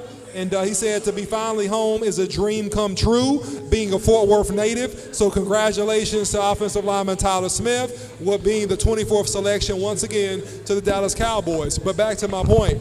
Look at the job. That sounds like Travis Fredericks, man. Yeah. Look at the job that our offensive line coach did with Terrence Steele. I'm going to argue and say that Tyler Smith is more talented coming out of college than Terrence Steele was. No doubt. He's more talented with a higher upside. So I don't know about a higher upside. I think he's more talented with a higher upside. I don't know, man. Not that part. Because he's hybrid. Because he's hybrid. Now I can see the debating you just a little bit. Just a healthy debate. Go ahead. Hit me. I said the upside because Big Game James my witness, man. I was talking about Steele when he was coming out of Texas Tech and his upside. And yes, it sir. was because of his length, and he was very physical, similar to Hayes for OU, right? They both had that, except Hayes is more physical, you know? So the upside was always there with Steele. Most of us dropped Steele after he got demolished in the Senior Bowl by what was the defensive end that played for us? He's still with us now. Big, you know what I'm talking about. No, we drafted him late. Who? For Utah. Oh, Bradley Anai? Anai. See, Anai killed Steele in the Senior Bowl. And then a lot of us after that, then we dropped Steele. Because you had to, right? That's a prove-it game. That's an evaluation game. That's an evaluation week, and he didn't do good. But his tape, the Texas Tech tape of steel, was undeniable. Now, your point on Smith being valuable because of the hybridness, I agree with that. I definitely agree with that because what could happen in a season? Tyron Smith can go down. McGovern might end up might lose his spot, right? It's so much that can happen. So when you have a hybrid first-round guy, that's a very, very, very good Band-Aid on an aging left tackle. Okay, I'm going to say this. I'm going to go out on a limb, and I'm going to say this, all right? And a lot of people go disagree with me on this, but I don't care. Because I watch tape, man, and I'm confident in my eyes. Yeah, say what you say, man, and that's why I respect what you're doing, so bro. Look, man. Let me just say something real quick, just real quick. Like, I respect it when people go against the crowd. I do. Because that's never easy. Like, it's easy to play to the crowd. It's easy for us to try to say what we know. We know people disappointed, so people want us to just pounce on the Cowboys right now.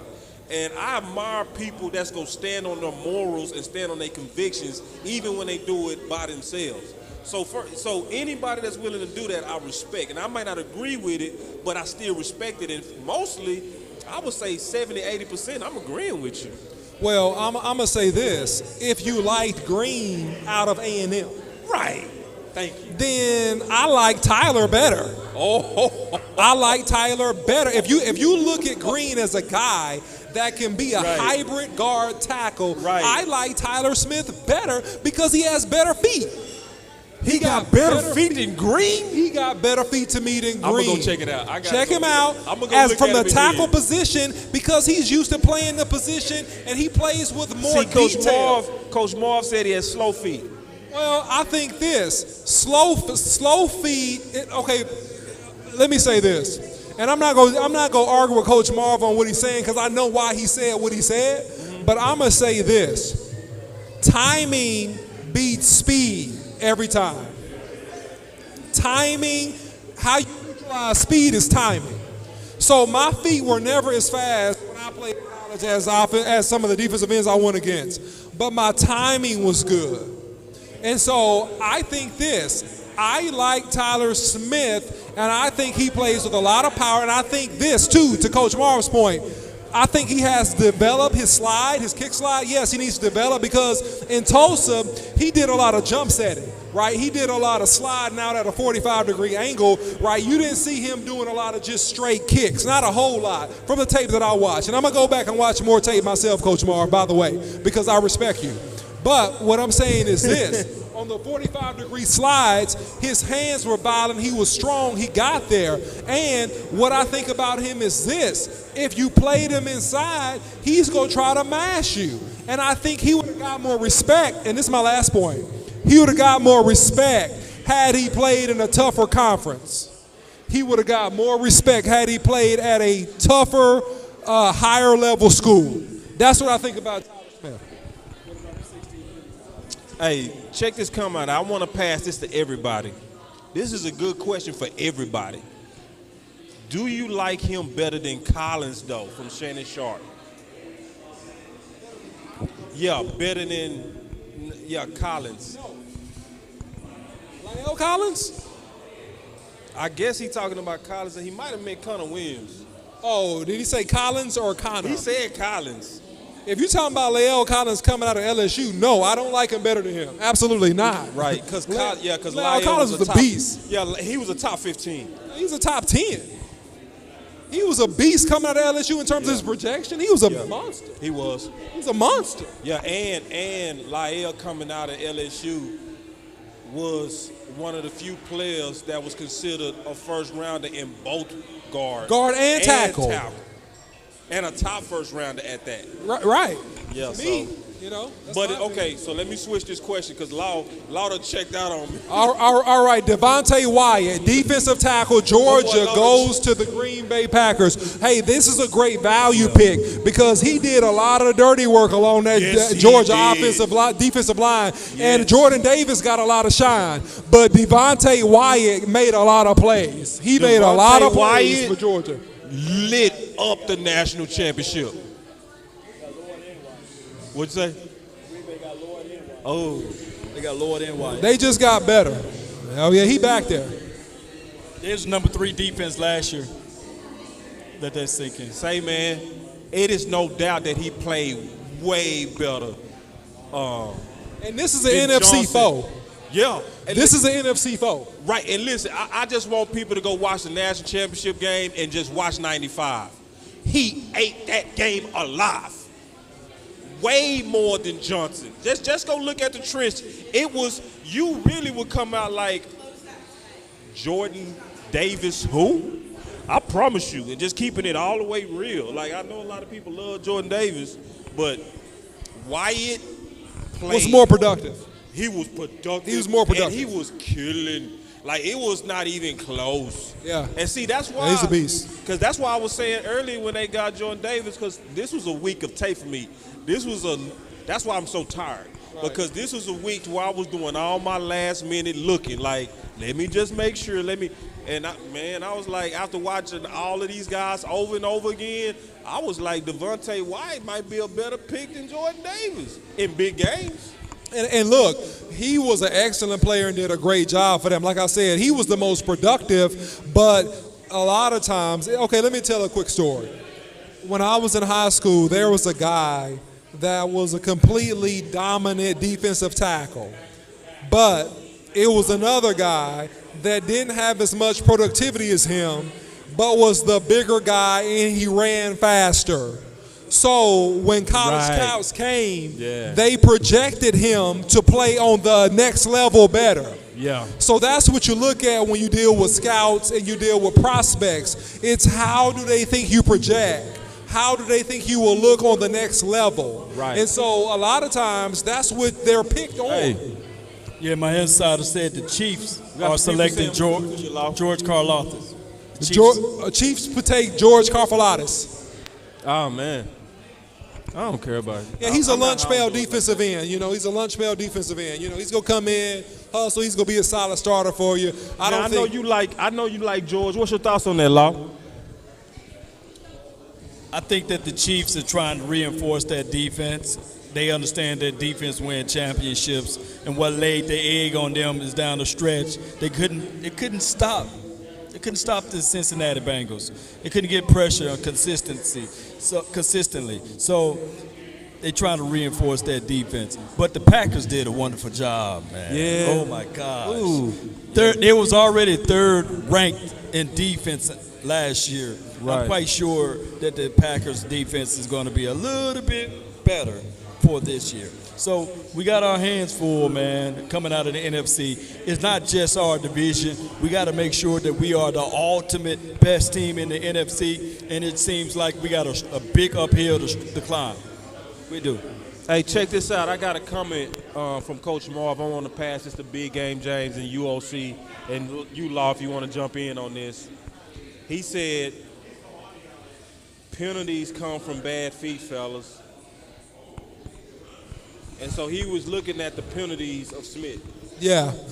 So what's y'all thoughts on that? I think he's a work in progress, Coach Marv. I think that. Let's not forget about Big. I'm sorry, Big. Go ahead, Big. Big. In the cut, Big. Go ahead, Big. Go ahead. Oh, he said go ahead. He said go ahead. Yeah. Yeah, so look, man, I'm very aware of his penalties. I mean, here's the deal, man. It goes back to the point that I mentioned earlier, is that you pick a player based on projections on what you think he could be for your team and him fitting into what you're trying to do. So, yeah, man, I think that definitely he got to clean some stuff up, but they saw something in him they like, so they make the pick, whether we like it or not. I also think this, with the dual combination of what he can do from the tackle or the guard position, I think that he doesn't have as much pressure coming in because he could develop to play outside, right? We don't know what their plans are. Will they just drop him at tackle, or they will just plug him and play left guard? If they plug him in playing right or left guard, to me the penalties are not going to be as much of an issue because he's going to be in a phone booth versus fighting on the street corner. And that's just my opinion. But we don't know what they're going to do. This is a wait-and-see situation. I think that penalties can come from bad feet, Coach, but I also think they can come from bad hand placement and improper coaching in terms of folding your elbows in tight when you block people and finishing your block in terms of rolling your hips? A side question. Who won the draft today? I would say the Jets. Jets went hard. And I would say Green Bay didn't do bad, to Law's point. Yeah, I think. Who won the draft today to you, Big? I like what the Jets did. Giants didn't do too bad with those 2 picks, but I think the Jets, hand down, you get Kayvon, you got Sauce Gardner, and you got a really nice receiver as well. Yeah, you feeling good about the Jets. And it wasn't like the Jets didn't have some decent players. They just had to put some things together. And I like that coach over there, too. Right. Cole Strange, Cole Strange can win where? Patriots. They moved down and got Cole Strange. They got multiple picks. Right. Been our play right there. I think he would have still been our play, Law. I know you dead right. That could have been our play. Yeah. That could have not been gonna us. do that. Yeah, we're not gonna do that. I knew we weren't gonna do that once our division picked the talent that they did. I knew it too. I did. Like at first I was move down, which I still believe, but when I knew they was gonna be under too much pressure. And all of it pointed right to Tyler Smith, man. It did. It really did. Especially when we got wiped out. When we got wiped out with Zion and Green, I was like, yep. And I could have screamed all day about Jermaine Johnson, but nah. And other players, and I think that's why the chat's so mad. Me looking at the chat is mad because of the talent that was left, man. Facts. It wasn't BPA. That's where they tripping on you, OC. They think you don't see that. No, I see it. But I'm telling you why they made the pick, and that it was a need pick, and it was predicted by Jerry Jones what they would do. So I'm the reporter, right? I understand it was more talented players available. You could have went several different ways, right? So I get that. I get it completely, but based on need and based on what the Cowboys thought, that it was their guy, and they went with Tyler Smith. So George Karlaftis is the 30th pick of the draft going to the Kansas City Chiefs. Right about 2 hours ago. Exactly. Law said that about 20 minutes ago. Yeah, I don't know who Law Connect is. He over there talking to God. They should have told me about Tyler Smith. Maybe I was ordered a shot of Hennessy or something. I'm like, it's like, hey, man, how you knowing all this stuff way before the pick come in? Goodness gracious, who is that contact over there? You got to share that one, brother. Man. No, real talk. Well, we sitting over here with Law. We watched Law call about 8 picks early, real early. I thought he was lying on something. I'm like, stop playing, man. This pick not even in yet. It did show enough. Boom. So anyway, yeah, man. So, well, this was the first day. It's not going to be a parade in Dallas. Let's just be honest. It's not going to be a parade in Dallas. Neither should it be, because I think the thing that everybody's waiting on, we're not seeing, and we want to see aggression. And I think Big Game James kind of summed it up the best out this whole day in one word: safe. Let me ask you this, though. Are we done at offensive line? Do you still see the Cowboys drafting another offensive line? They're going to get another. Yeah, they're going to get another one. What you think they going to get, Big? Cade Mays. No, I think I had mentioned Cade Mays from Tennessee, and they got another tackle or from the University of North Carolina that they brought in. I think those are the guys they probably target in the later rounds, but I definitely think they're going to scoop at least 2 offensive linemen out of here. Man.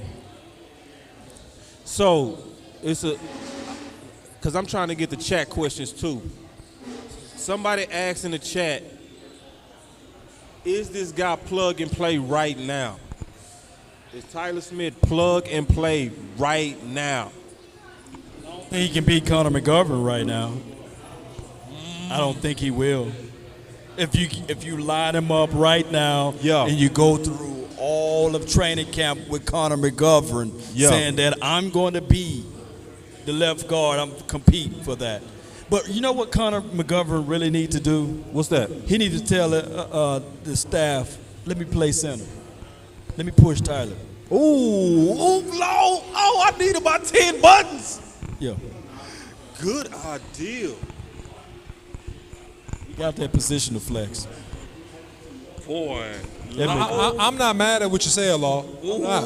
I'm not even mad at. I'm not mad at what you said. The issue is how strong is the belief in Batty Ass? Because. But here's the thing. Can I jump in on this? Please. Can I jump on this? Because I talked to his dad. So his dad, you know, when Law just mentioned center, he was an all-state center all 4 years in high school. He was the top center coming out of high school. He switched to right guard.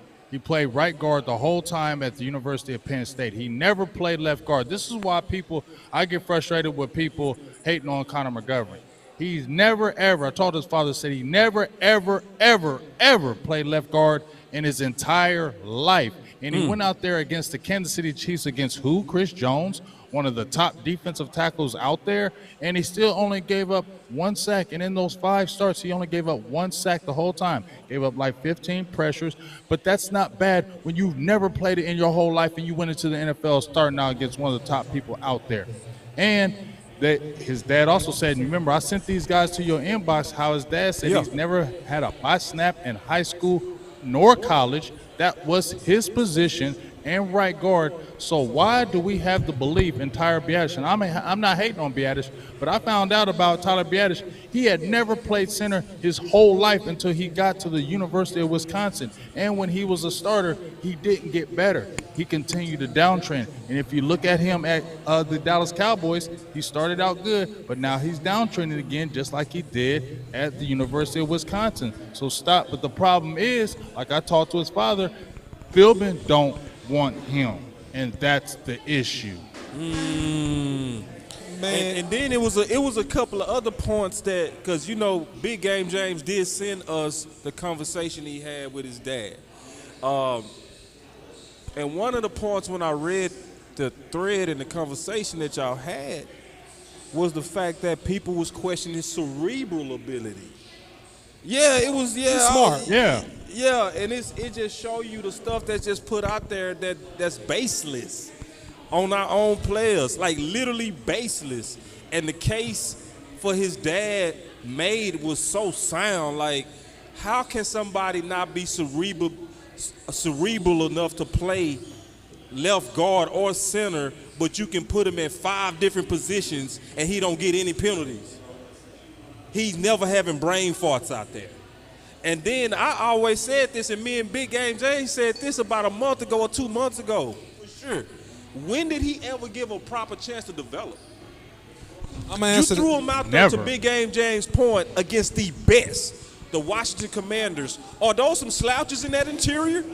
Are those weak, or all of those guys first rounders? Every one of those guys and in he the still interior only of the gave Commanders. up 1 sack in those 5 starts, boss. Right, bro. Like, so it's one of those things to where that's a good point that Law made in terms of pushing Tyler from within, and to Big Game James' point, can Smith come in there and just take his job? I don't know.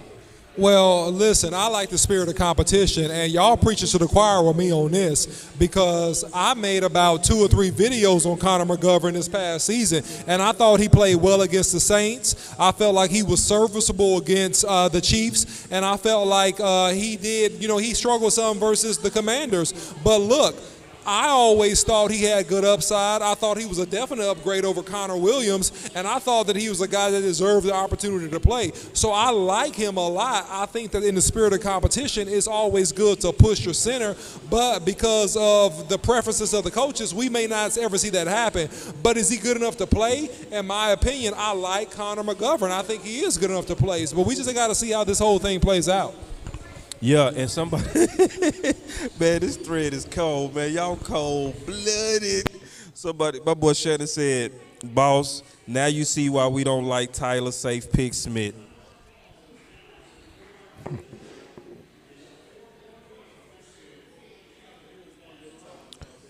Can't go Well, with it. it wasn't BPA. It wasn't BPA, man. It was safe, and you know, it was safe. And I'm gonna be like, maybe I'm being dumb optimistic, man. That could be the case. I could be being just dumb optimistic. I could be being a dumb optimist, but I think it might not have just hit me yet what happened. Because I really mean this, man. When I wrote the book, I gave only 2 athletes in there 4 stars. 2. Out of all those people I put in that book, and Jermaine Johnson was one, and we passed on him. We passed on BPA. We went with a need and who the Cowboys liked, and that was the pick. Daxton Hill, safety out of Michigan. Super fast dude. Last pick of the first round, I believe, to the Bengals. They got better with this kid. This kid can run. He's a 4-3 guy. Daxton. You like Daxton? I like Daxton, man. He's a fast guy. He's aggressive. I like him, man. I like him.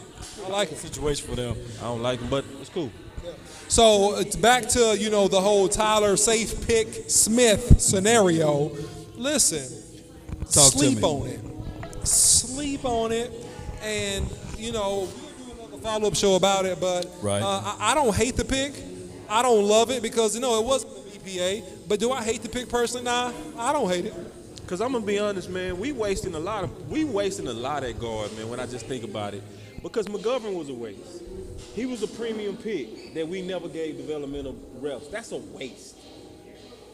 Exactly. That's a boss. Yeah, go ahead. You're just right. You're just right on when you said. This is what I get frustrated with. How OC you mentioned Philbin. Since he's been there, we talk about he developed Terrence Steele. Okay.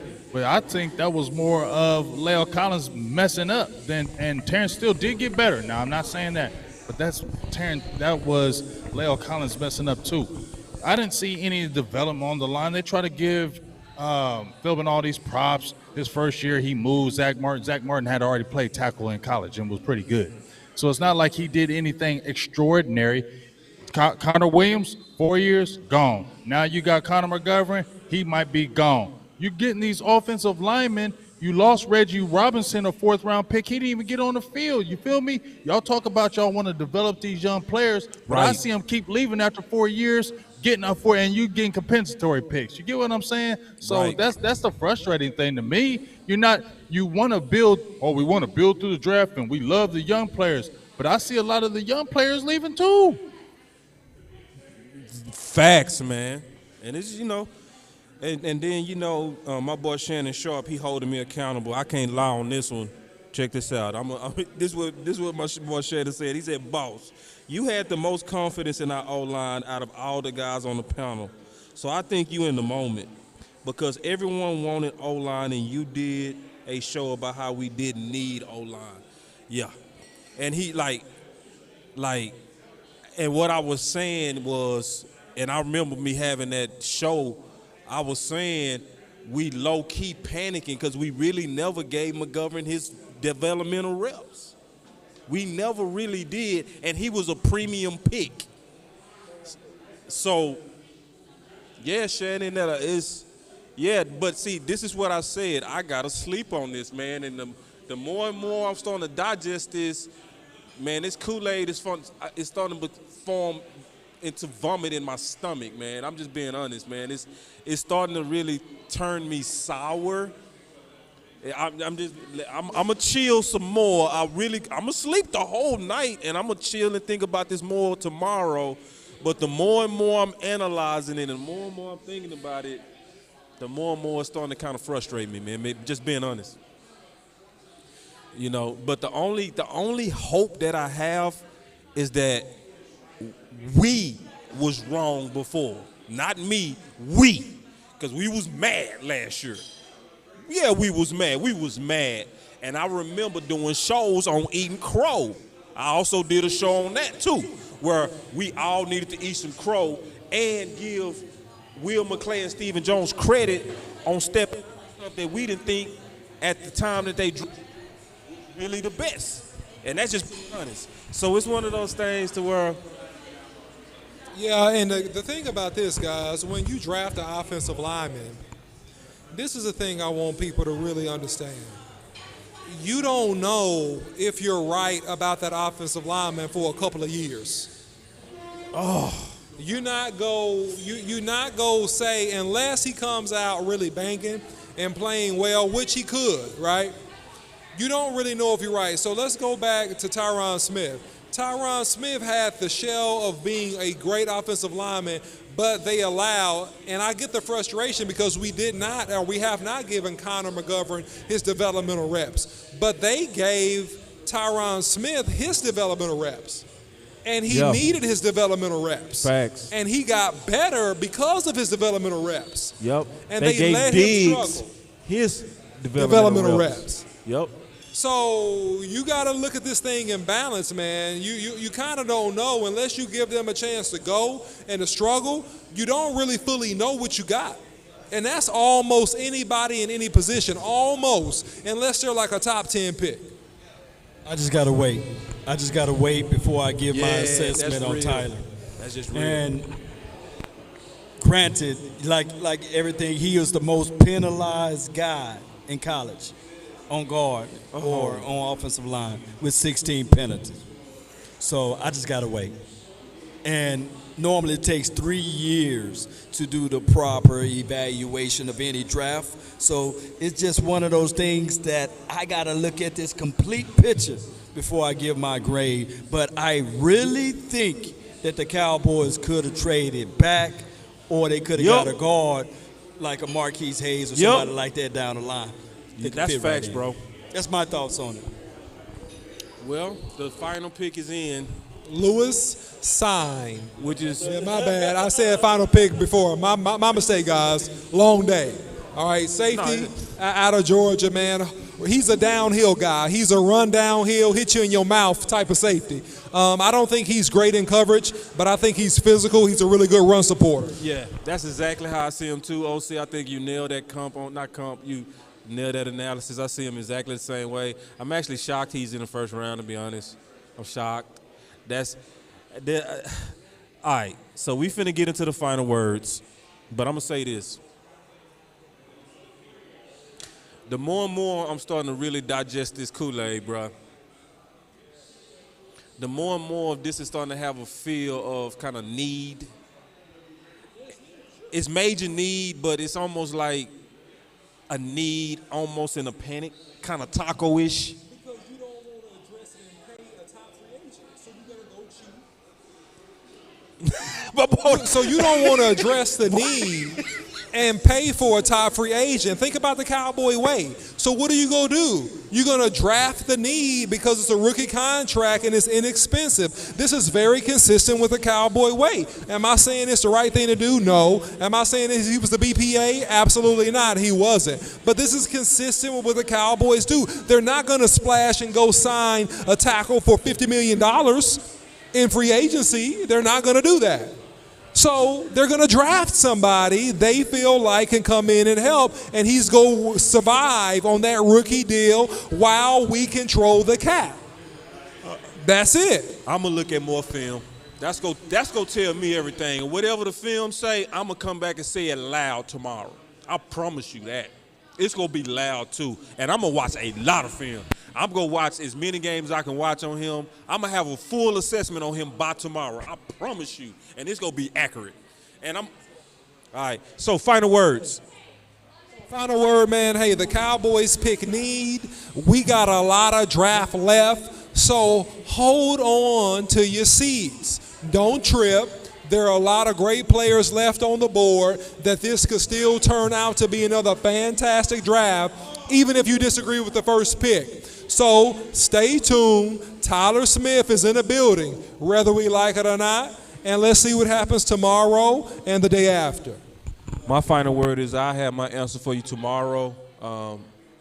Let me do my research a little bit more, and then I'm going to have a full analysis, and you're going to be able to trust it tomorrow. That's my final word.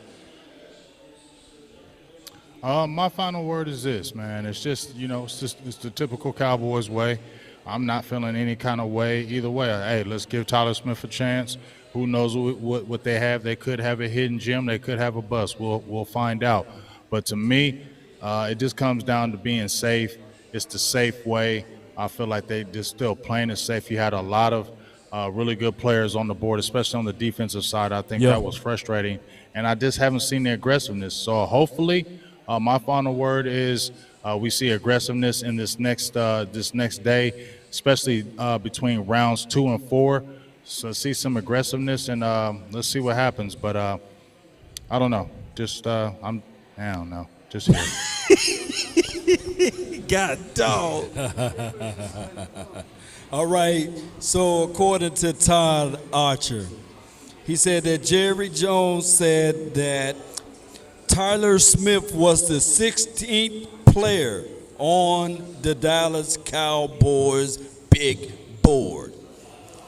So according to them, they went with their version of BPA. And like I said in the past, we don't know their board. We only have our board. Now, they may did some of the justifications for themselves to pick up Tyler Smith and go with that pick. I don't know. We got 8 more picks, so I'm quite sure that the Cowboys are going to hit on one of those guys down the line. I'm just going to wait. I haven't watched a single film on the Tulsa Tyler Smith, so I can't say anything.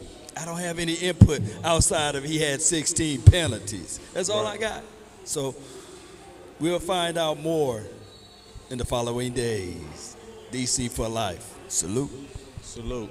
All right, man. Y'all already know. That was the final word. We always appreciate y'all coming out, man, especially you, Big, making it happen all the way from Ohio. That's real big, bro. Hold on, let me turn you up, big dog. Yeah, man, it's always a joy, man, and I didn't even know we was gonna do the show with Big, so once we figured out that was beautiful, man, and obviously you did your thing. This was day 1. We're gonna be back for day 2 and 3. It ain't gonna be like this, but it's gonna be the same old in terms of good content, honest assessment, honest analysis, and just giving y'all that real. That's Boss Cowboy Sports. Let's go, Mavs. That's Big Game James. That's the OC. And it's the one and only, the Law Action. Nothing but the best, man. Y'all stay up.